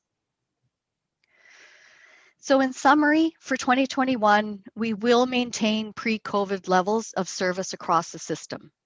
The 2021 fare increase is limited to 2.3% to promote affordability for our customers. We achieved $63 million of operating cost savings. The 2021 new capital program will keep our assets in a state of good repair. And this budget manages the near-term pressures and uncertainties brought on by COVID-19, but our structural revenue losses will be addressed in the next investment plan. I'll turn it back over to you, Chair. Thank you. Thank you very much, Christine. Now I see we have a question from Mayor Cote, so I'll turn the floor over to him. Thank you, Madam Chair, and thank you, Christine, for the presentation there. I wanted to start off, Jay, by just acknowledging and recognizing the financial team at TransLink. I think this has been an unprecedented year in so many different ways within the organization, but I think never before have transit agencies had to face the financial sustainability challenges they have this year. And I do want to acknowledge the team, Christine and her team, for all the work that they've done this year. This no doubt has been an unusual budget process with so much uncertainty regarding one of our major revenue sources, which is transit fares, and I think that uncertainty kind of continues moving forward. And I think we've never had a budget process where we have such what I would say large ranges of possibilities of where we could potentially be headed there. And Christine, I'm wondering if you can maybe elaborate a little bit more about how do you deal with those potential ranges, whether they be positive or negative throughout this year, given that it's pretty hard to nail down, particularly where transit fare revenue is going to come in 2021. I do note a lot of times in the report to the board, it does mention that we have budgeted that the vaccine does not come into play into 2021. And although I think it will, it remains to be seen about what impact it will actually have on and how quickly ridership will come back. But I just wondering if you can elaborate a little bit more about how do we deal with the budget scenario with such large potential differences in revenue, which is not typical for our budgeting process. Sure, absolutely. Before the pandemic hit, we were in a very strong financial position. So which was very fortunate, we were able to manage the beginning of the pandemic quite well. Until we had the emergency relief funding secured, we were going to have to dip into our reserves. So we did have reserves, and that was the plan, to dip into them, or deeply dip into them. Since the emergency relief funding, that has really saved the day, because that, although our estimates that we put in place in securing that funding, our net losses are probably going to come out a bit worse than what we had forecasted back in August. But we still will end the year in a good, healthy liquidity position. We still will have excess reserves, about 300 million. So that's good. That's really good. So that if within those scenarios, I feel very comfortable that we will be able to absorb those in the reserves that we have. We also have, if something happened with our liquidity, we do have other short-term borrowing available and whatnot, but I do feel comfortable that the level of reserve we have because of that emergency funding will allow us to absorb those fluctuations. Thank you. And just one follow-up question, because I think the larger challenge will be dealing with potentially the structural deficit that goes well beyond just a year or two. And I'm wondering if you can comment about how this budget feeds into the investment plan, which I think will be even a greater challenge as we work through that in 2021. Yes, absolutely. And it will. So, we are updating our scenarios. We will be updating them for the work that we're going to be doing in the investment plan. So as each month goes along, we get more information. As the vaccine rolls out, we will get more information. I'm very optimistic that our ridership will come back as soon as the vaccine is out there and people feel more comfortable. Yes, it'll take a year. Everyone's not going to get vaccine at once or get the vaccination at once, but I do believe that this region is a region that loves its transit system. As the congestion happens, I believe people will come back to transit. So as we go into the investment plan, we have to take those scenarios into consideration. We're going to need, it has to be a fully funded plan. So we can't promise to put service on the street within the 10 years without having established funding resources for that. So that will be the tough work. It'll be, what can we do? What expansion can we do? What can we do just to maintain the system? And look at what are funding options so that we can get that additional funding and we won't have to cut service. Now, if the ridership doesn't come back, yet COVID-19 is not around, and we're able to scale back a little bit of our service, then we'll be able to do that and save some money there. But we're not planning on doing that, during this crisis. If I could just add Yes. to that, because it's really the great question, Mayor Cote, the 2021 budget with the very significant financial aid does just get us through next year. And there are so many different uncertainties, as illustrated by the graphic that Chris showed and you touched on. There's no question that we do have a structural gap. The size, the dimension of that structural gap does have a lot to do with the economy of our region. And I think there was some good report that came out of the province, as a matter of fact, today, as I understand, on the state of the economy. And that's good for us. That's good for transit.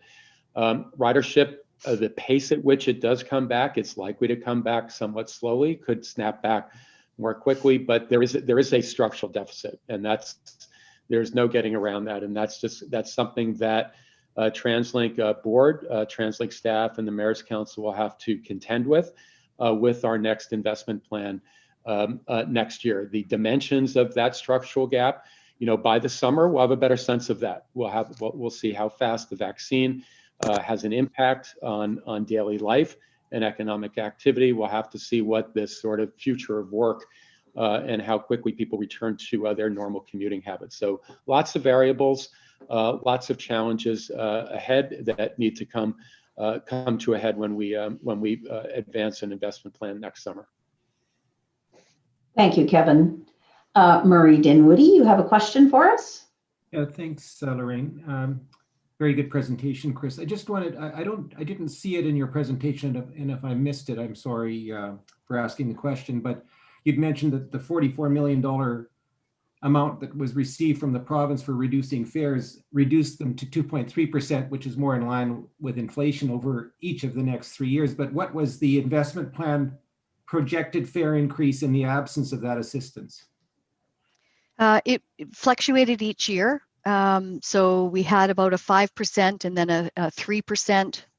As you know, that we did not put the 2020 fare increase, that was not put into place. So we had that, and then the 2021 being the 2.3. I can't remember the exact percent that it was supposed to be in the investment plan. It was probably closer to 4%. I'd have to go back to see. Sorry, I don't have that figure for you, Murray, but it's also the compounding. So by not putting the fare increase in 2020, that compounds. So, and as we reduce each year, that compounds it even more. So the 44 million will make us whole compared to the investment plan for just those 4 years. After that, we still will lose in comparison to the investment plan. Murray, I think the combined 2020 now canceled fare increase and the 2021 fare increase was a little bit over 8%, and that's now going to be 2.3%, in part backstopped by the $44 million by the province. But we don't make up for the fare increase that in effect we've more or less canceled now that was supposed to go into effect in 2020. And the reason I'm asking the question is those members of the public who may be watching this meeting, I just wanted to I illustrate the significance of the assistance that was received in relation to what otherwise would have been a pretty significant fare increase. So that's the reason for the question. Thank you.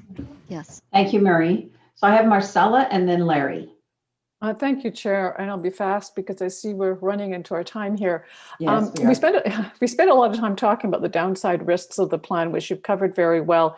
My interest is in the upside. You talked about not factoring in COVID. If ridership should grow significantly faster than planned on any of the graphs that you presented, this may actually be a question for Kevin. Are we capable of ramping up and accommodating passenger growth? Yeah, that's a really good question, Marcella. I'm not entirely sure that's an overly plausible scenario, but it is a scenario. The challenge is that the 2021 budget assumes that the service increases that were supposed to be in place in 2020 and in 2021 will not happen either. So we don't have the expense budget, if you will, to pay for those service increases. Now, if things, reverse that, if when we're all in the early days of the pandemic thinking, would it be a V-shaped recovery or the U-shape? You're positing, what if there's a V-shape? We'd have to contend with that. That would be a good problem to have. That's a better problem to have than the problem we've had these past 9 months, if you will. There would be a delay. Bringing up bus service would take quite a while because you'd have to hire up bus operators, et cetera, et cetera. So that would take time. Skytrain service is easier to flex on both the Expo Millennium lines and Canada line because we do have the fleet. The extra fleet was procured for the Canada line, and the extra fleet, as you saw actually in Michelle's slides, was procured. So that would be an interesting and welcome problem to have, but it would be a challenge to respond to ridership that fast. Great, thank you. Larry, the floor is yours. Thank you. Mine is not a question, it's really a comment, and it's a comment for people who may not have the interest in looking at this whole budget, but who look at this from just the point of view of a consumer. And it really does interest me that in other sectors, what we're seeing as demand has gone down is that consumers are actually being asked to pay more for what they are getting to help cover the losses that that providers are experiencing. But I think it's very notable here that not only did we not cut our services thanks to the support of the senior governments, not only did we not increase our fares thanks to the support of the senior governments, but the other reason, and I think we have to emphasize this, that we did not have to do those things is because we did very significant belt tightening very early on. And I'm involved with other organizations that did not respond this fast. And I think that our organization, Chris, you and your group, but also every single person that is associated and affiliated with TransLink has to be given credit that people did not fight and did not resent that we had to tighten our belt in order to limit the impacts financially on this, while also not just putting it on the backs of our consumers. I think this is very important, and I think it needs to be documented as really a principle for the future. Thank you. Thank you, Larry. Thank you, Larry. I think that, fortunately, the Finance and Audit Committee had a lot of time working through this. We've been working through this budget process for several months. The board had a full workshop on this, so I really appreciate all the time that has been spent digging through all of these numbers and getting down to the bottom of the material that you've presented here today. So I just want to thank you for all the time that we've had to spend on this, but I know how important it is for the organization going forward. I think that Sarah, if her train has stopped going by, would like to make the motion. Yeah, Sarah, as the chair of the committee. I'll move the motion. Thank you, Lorraine. Thank you. And Karen would like to second it. All in favor of approving the budget as presented with all the capital plans? Thank you very much. Okay. Any against? Thank you. Motion carried. All right. Thank you, Chair. If I could just take a moment to thank all of the staff across the enterprise, because they really did roll up their sleeves. It was a very, very difficult budget, and all the finance staff across the entities as well. Mm-hmm. They really did step up. So I'd just like to thank them for their help in pulling this budget together. Yeah, well said, Christine. Thank you. Thank you. Okay, so we're going to move on to the next item on the agenda, which is somewhat counterintuitive to a budget where we're talking about saving money, and now we're going to actually have a fleet procurement discussion. So Christine, I'll turn the floor back to you, and you can talk to us about why we need to buy new train cars. Okay, thank you. So this presentation for the Skytrain procurement goes over the process of the procurement and the main points in the contract. This order of Skytrain cars is part of the Phase 2 investment plan and is part of the Expo Millennium Upgrade Project, what we call EMUP, where we received funding through the Investing in Canada Infrastructure Program.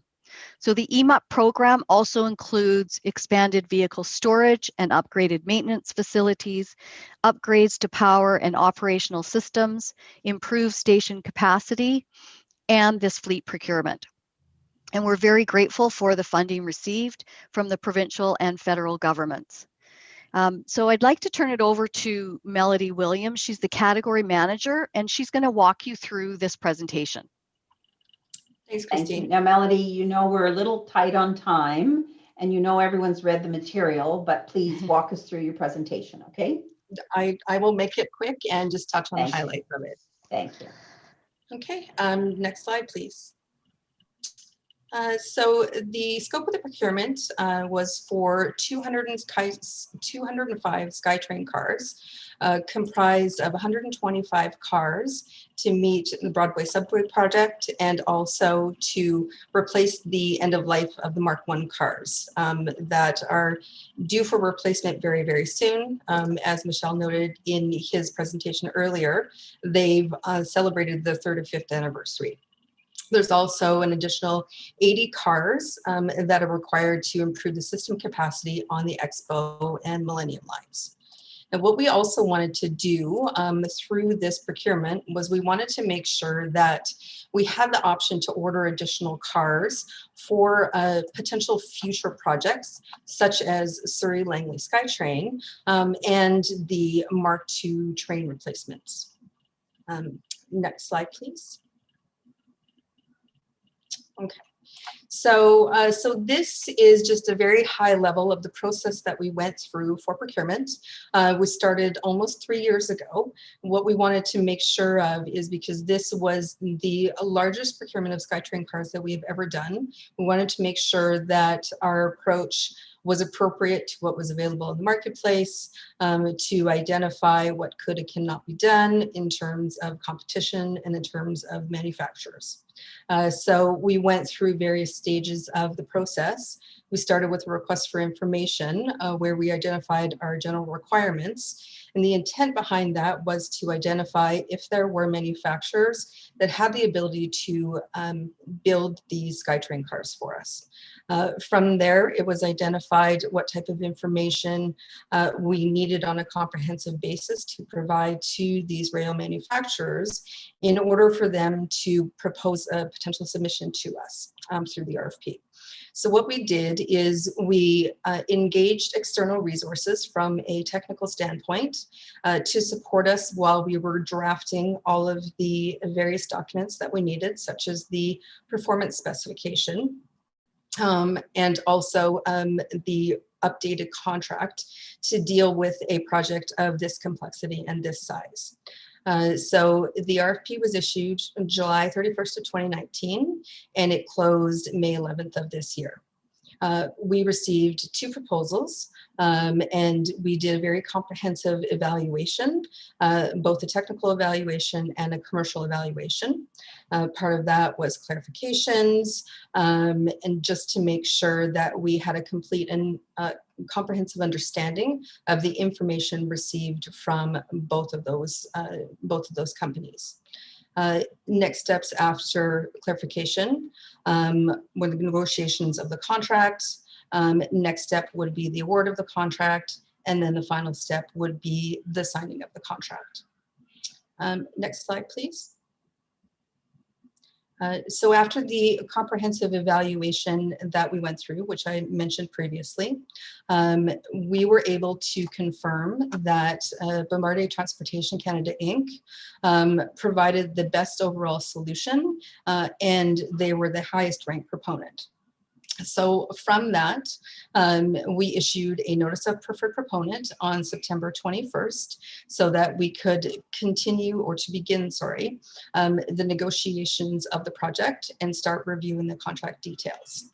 One of the things that came out of the discussions that we had after we issued notice of preferred proponent was it was identified that in order to maintain the project schedule, Bombardier would have had to start doing some of the pre-work in order to prepare for some of the designs that needed to be started right away.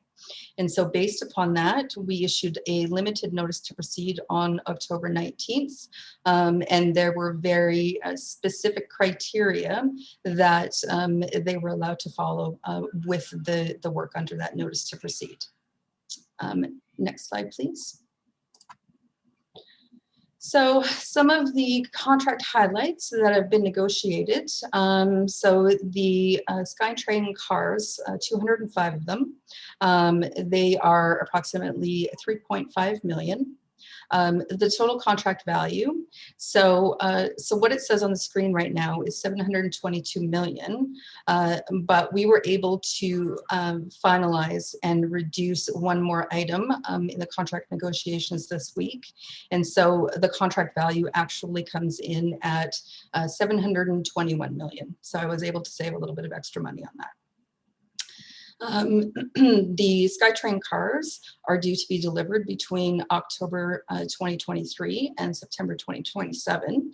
And so both of those, those delivery dates will ensure that we receive trains in time for Broadway Subway project and also receive the trains in time for our ISIP funding. Next slide, please. So some of the enhancements that you will see on these new trains will be a reliability of an improvement of 15%. And so what that means is that these new trains will be able to operate longer and more efficiently before they have to be removed from service for regular maintenance regime. We're going to be having new passenger information displays. So there's going to be more of them within the trains. We've got provisions for passenger Wi-Fi. We're going to have bike racks, enhanced HVAC. And what we mean by that is we're going to have better cooling in the summertime and more efficient heating in the wintertime.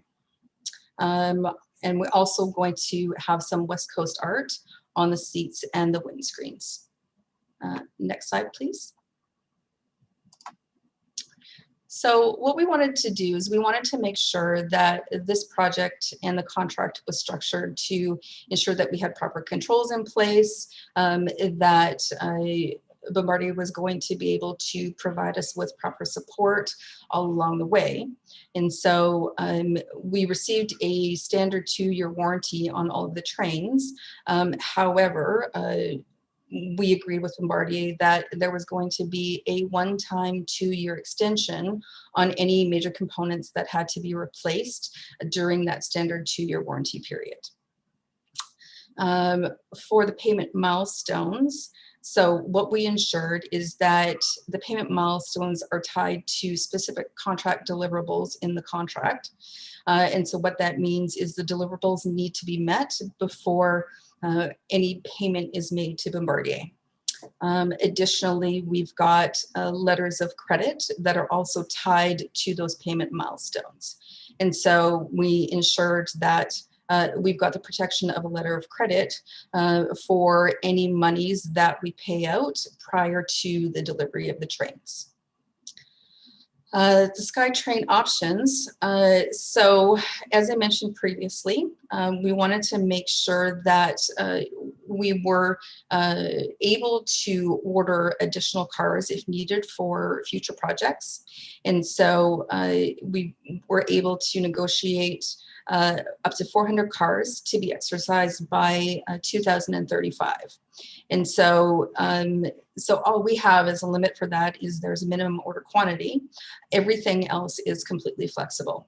And so, so what that means is for any future projects where we might receive funding, we'll be able to identify the needs at that time for the number of Skytrain cars that we need and order them based upon those project requirements.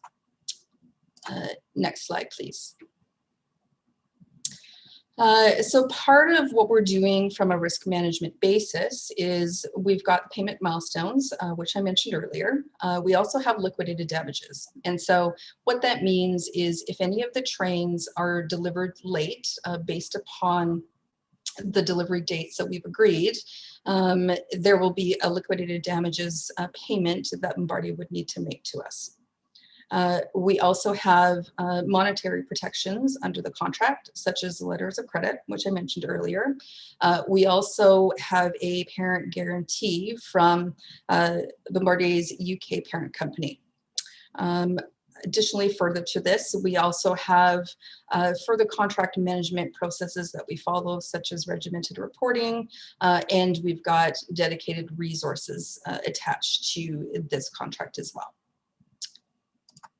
Next slide, please. So this slide is just some information that we've been able to receive based upon the sale of the Bombardier Rail Division to Alstom. And so on July 31st, 2020, the European Commission approved the sale to proceed.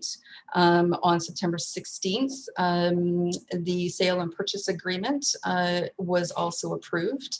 And we've received notification from Bombardier and Alstom that the sale is expected to conclude January 29th of 2021. And so this sale, there's absolutely no impact to TransLink other than the fact that there will be more financial stability once the sale goes through. And that is my last slide for an update. So the next slide is the proposed resolution.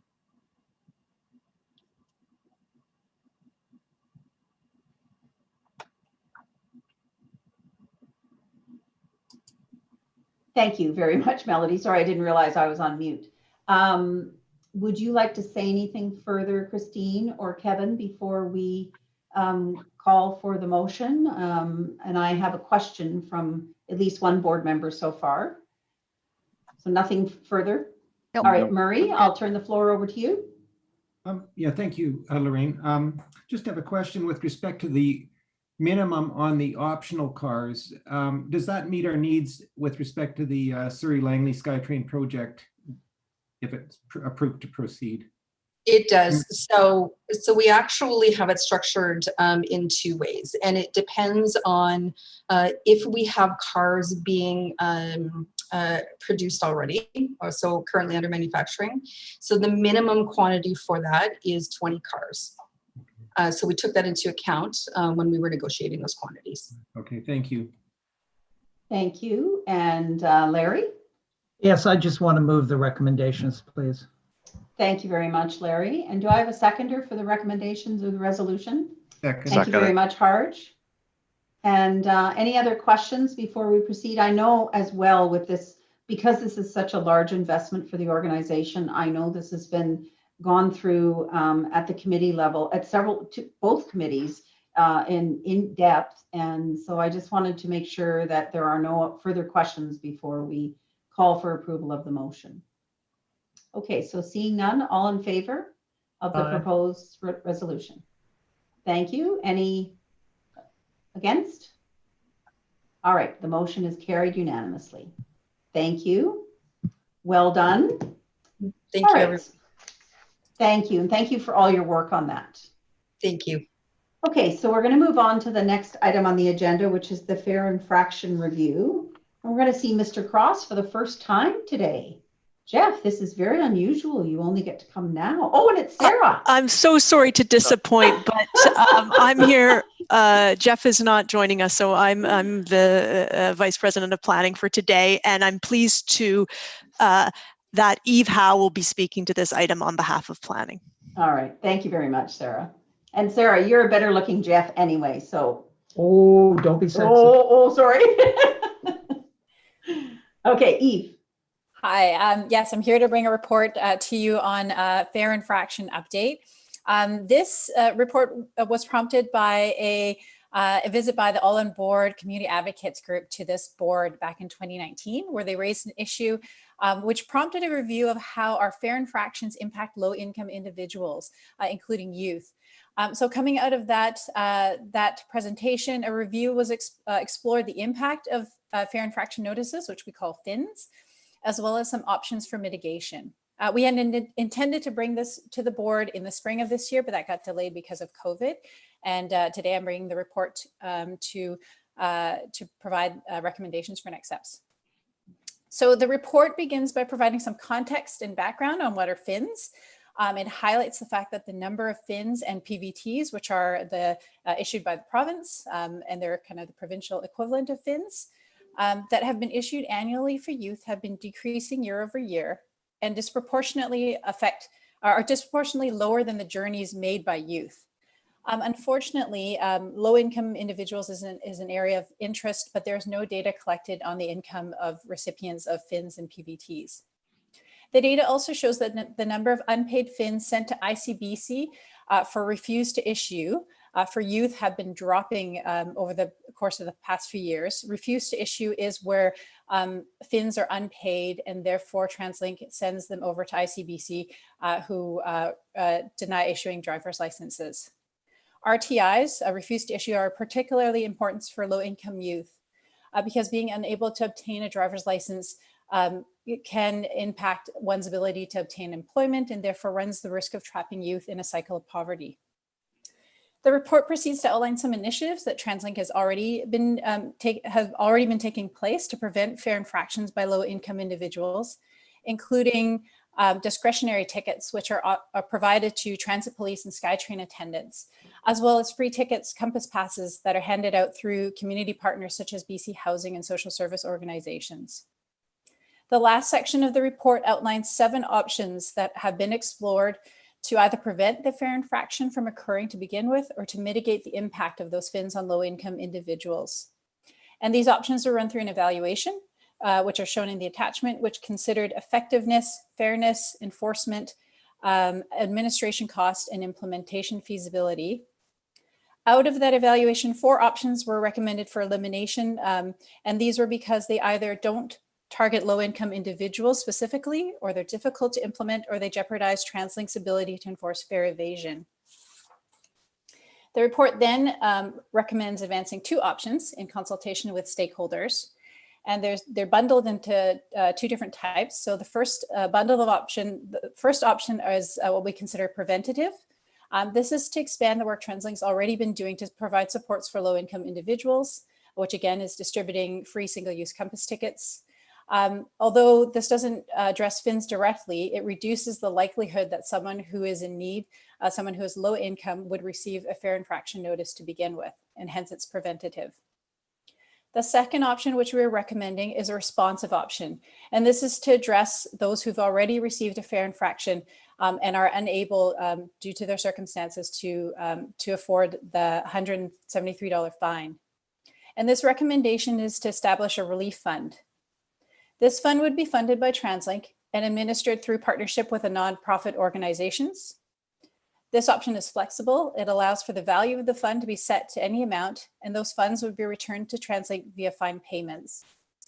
This option is recommended because it applies to individuals based on their income. The financial impact is dependent on the amount TransLink contributes, and it doesn't require act or bylaw changes. We considered a similar alternative to the fund, which was for TransLink to allow the fines to be reduced based on income, which is option A in your report. However, this option would could increase TransLink's fare infraction administration costs if the number of disputed tickets increase, and as TransLink would need to collect and consider evidence which would be acceptable proof of low income status. As well, that option would probably require changes to the Act. And as such, we recommend the fund option as it meets the same objectives with less administrative and legislative burden. So that's it for my opening, and happy to answer any questions. Thank you very much, Eve. Any questions? Oh, I have Larry.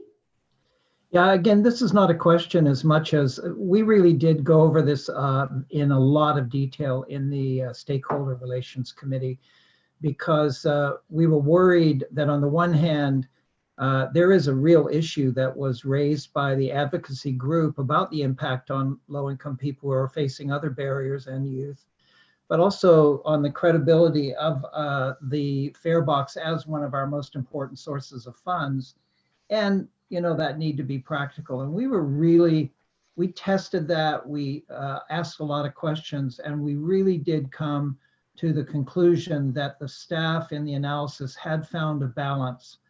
It's so easy to go for the easy answers on this one, which is either, you know, pay your bills or don't use the system. But to realize that low-income people and some youth have barriers that no one else really faces, and that a small move by us can be a huge move in their lives, really took a lot of thought by everyone in this case. And so it may not go as far as some people had hoped, but I think it goes a long ways without being aggressive and being quite sensitive to those special needs. But also for those who are paying regularly their fares, to let them know that we're protecting the fairness of the whole system. So our committee felt very, very comfortable with moving this forward based on this approach, and felt it was the right approach. And there's an additional one, which was to think about, do some more analysis, I think, of alternatives for young people, instead of sending their unpaid, the fact they hadn't paid on so they couldn't get a license, to finding some other way to resolve that so that they, in any event, would not face that problem. Thanks. Thank you, Larry. I appreciate those comments. I have the opportunity to sit on that committee, and I know the amount of time we spent talking about it. So I appreciate your summary of that, because I think it really does speak to the dialogue that we had. Mayor Cote. Yeah, no, thank you, and really appreciate the presentation and the work that's been done on this file. I think we've strived to find a good balance that maintains kind of the fairness and integrity of our fare system, while dealing with I guess with the social impacts and some of the challenges that were raised regarding the All on Board campaign, and how sometimes these kind of fines can sometimes elaborate and reinforce some cycles of poverty in our society. And I think we found some really good options for us to continue to work. And I know at this stage we're essentially recommending continuing to pursue those options, and obviously there'll be more work and reporting. But in terms of the partnership with a nonprofit, I guess I just wanted to see if there has kind of been any early learnings from any engagement we've done so far, or how that work will continue. Because I think really for that program to be successful, that partnership and that operation of that program has to be done really well. And I'm just wondering what thought has been put into that at this stage in the planning. We've had some early conversations with a community group, All on Board, who brought this forward to the board to begin with. And I think we recognize that the design of the fund, there's a lot of flexibility in that, eligibility criteria, amounts, these sort of things. I think we intend to, over the next few months, establish a team and work closely with these key stakeholders in the development of those terms. Okay, well, I definitely support the approach, and I think partnering with a nonprofit could very well be an effective way to better serve those in need, and potentially, I would say, more efficiently run the program. But I do want to flag it. It was kind of raised a few times in the report that this would be at minimal cost. I do want to say, we're not trying to upload work on a nonprofit to do work that is our work, and I would expect that there would be a cost to TransLink to operate that, to help essentially allow the nonprofits to be able to work on do this work as well. Great, thank you very much, Jonathan. I don't see any further questions. This information, or this report, was provided for information.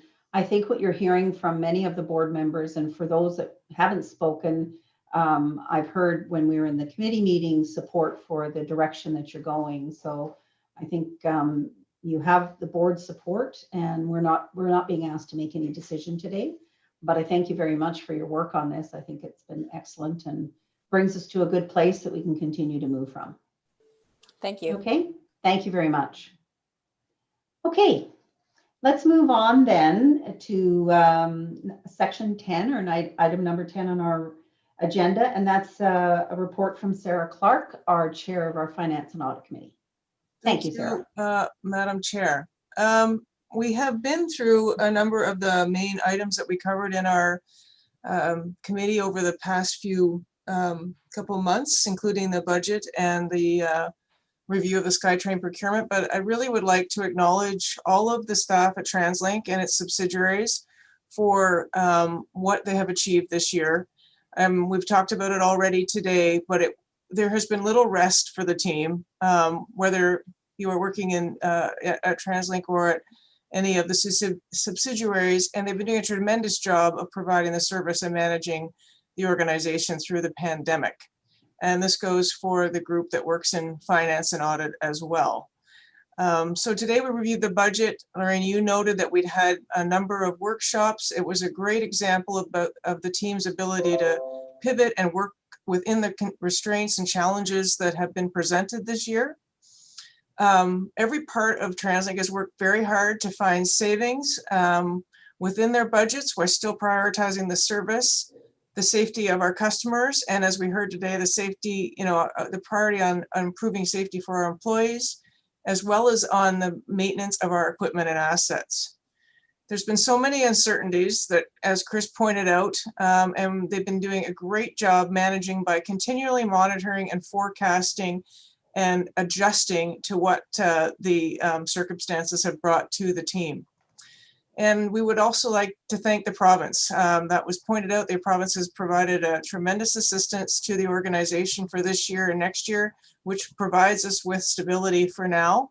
And as we talked previously, we're going to be looking forward to how we will manage in 2022 and beyond. There was a lot of emphasis today from each one of the presentations from Mike, Michelle, and Chief Jones around safety of our riders, and as well as safety of our staff. And there has been a tremendous effort put towards the procedures and systems in place to improve health and safety across all of the organization.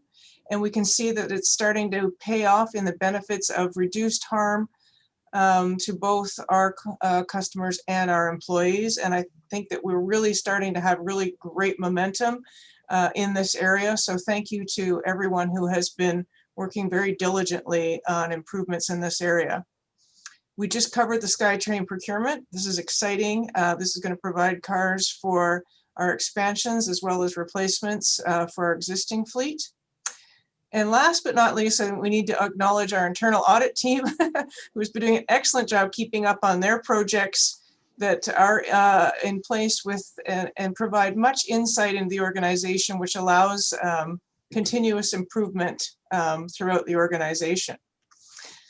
And of course, thank you to Kevin. It's so sad that this is your last meeting.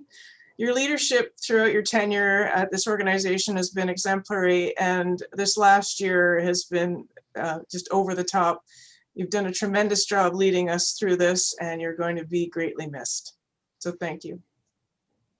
Thank you, Sarah. Any questions for Sarah in regards to her report? Okay, seeing none, I'm going to ask Marcella Sell as the chair of the Governance Committee to provide a report. Governance and HR, sorry. Thank you.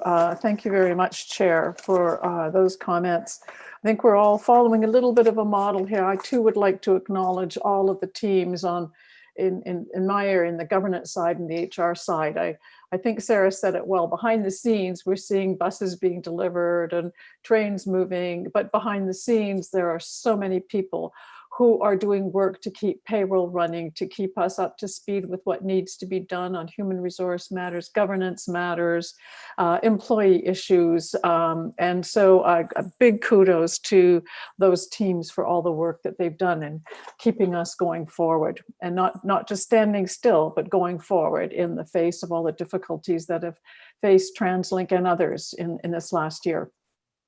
I'll report out on the two sides. First, on the governance side, the committee continues to address the issues of best practices, both from our own reviews and from external input, all to ensure that the governance of TransLink continues to be top-notch, transparent, and effective, not just within TransLink, but also in conjunction with the Mayor's Council and our stakeholders. In that regard, we had a number of discussions generally around governance, progressing. We've also progressed some work that we're doing on updating the necessary skills and competencies required of future board members, so that we're better aligned with TransLink strategies and the selection process itself. Very importantly, we've had a refreshed look with management on how work plans for 2021 are going to align with the strategy going forward into the next year. So constant improvement in the processes. On the HR side, it's actually hard to remember all the things that HR did along with IT and everyone else to ensure that everybody could work effectively. I think Kevin mentioned in his opening that in the space of a couple of days, everybody was effectively working from home, all supported by IT, HR, and many other functions of the organization. So I just want to back up a little bit on the governance. We also did approve and recommend to the board appointments to the subsidiaries as well as appointments to ECOM, now that TransLink is a part of that. And we also approved for recommendation to the board, which the board approved the structured member of the committees going forward into 2021. So I apologize. Back to HR. We spoke about the continued progress on leadership development throughout the organization. We talked about the full quarterly report, which reports on all the various issues going on in the organizations. But one of the things that the committee members spent a lot of time on was EDI, and particularly the gender imbalance overall in the organization, bearing on particularly the bus side of the equation. We continue to monitor the plans for a very safe and effective return to work and the future of work as people contemplate what's going to happen in 2021. So thank you, Chair. That's my report for today. Thank you very much, Marcella. Appreciate that. Any questions for Marcella on her report? Thank you. All right, we're going to move now to Larry Beasley as the chair of the Planning and Stakeholder Committee, and we'll hear the final report from the committee chairs. Thank you, Chair. We, like the other committees, have been very busy. Our last meeting was just jam-packed.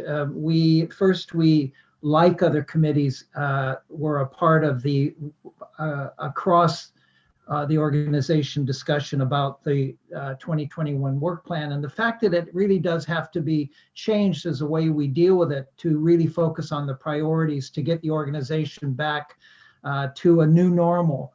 After all the trauma that we've gone through in 2020. And so we helped to ideas with putting that together. We also had a focus on the ridership recovery. There's a very strong program that the organization is putting together for ridership recovery.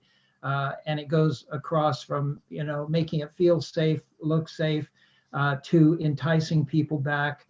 In all forms, and we contributed to that, and we thought it was a very good initiative. We then had several discussions about different aspects of the modernization of the HandyDART service. That service continues to be looked at, to be polished, to be improved, and now looking at the fare structure, bringing that fare structure more in line with the other fare structures of the organization, and getting ready to go out and have a really good conversation with users about all the issues of the modernization of HandyDART. So we gave some inputs into that, but I must say the staff do have it well in hand, and that engagement process in 2021, I think, is going to be quite helpful and positive for the users of HandyDART. As I've already said, we had a good discussion about the fare infraction review and gave input into that. And then we had a good status report on the UBC extension out, or the transit extension out to UBC, and the engagement that will have to go on now as we move the conversation, at least, of that forward in 2021.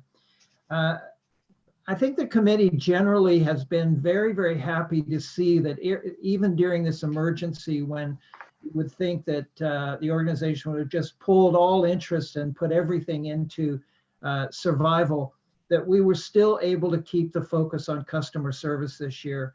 And we were still able to be careful and thoughtful and almost look at everything from the perspective of our customer, their needs, their experience. And that was a very good thing, because that's at the heart of what this committee really focuses on in issue after issue, time after time. And there was no cutting back on that, even with everything else that we were all worried about. And then finally, like everyone else, our committee is going to miss Mr. Desmond, Kevin, as much as anyone, because one thing that Kevin has done through his time is that he, while doing everything else, he made sure that this focus on planning, forward planning, progressive forward planning, and on stakeholder relations, on reaching out in a positive way to all possible stakeholders. And I can't tell you, for the people listening, how many hundreds of initiatives he's been the sponsor of to get closer to our stakeholders and to get more in line with their interest and bring them into our organization. He has just been a leader on that. He has been an exemplary leader on the parts that we've seen, and you've heard the testimony from everyone else on the parts that others have been experiencing and working with him on. And I would say, I would go one step further and say he's actually been a real inspiration to us and really helped to, I think, motivate us to think bigger, to think more forward, and to think with a higher aspiration.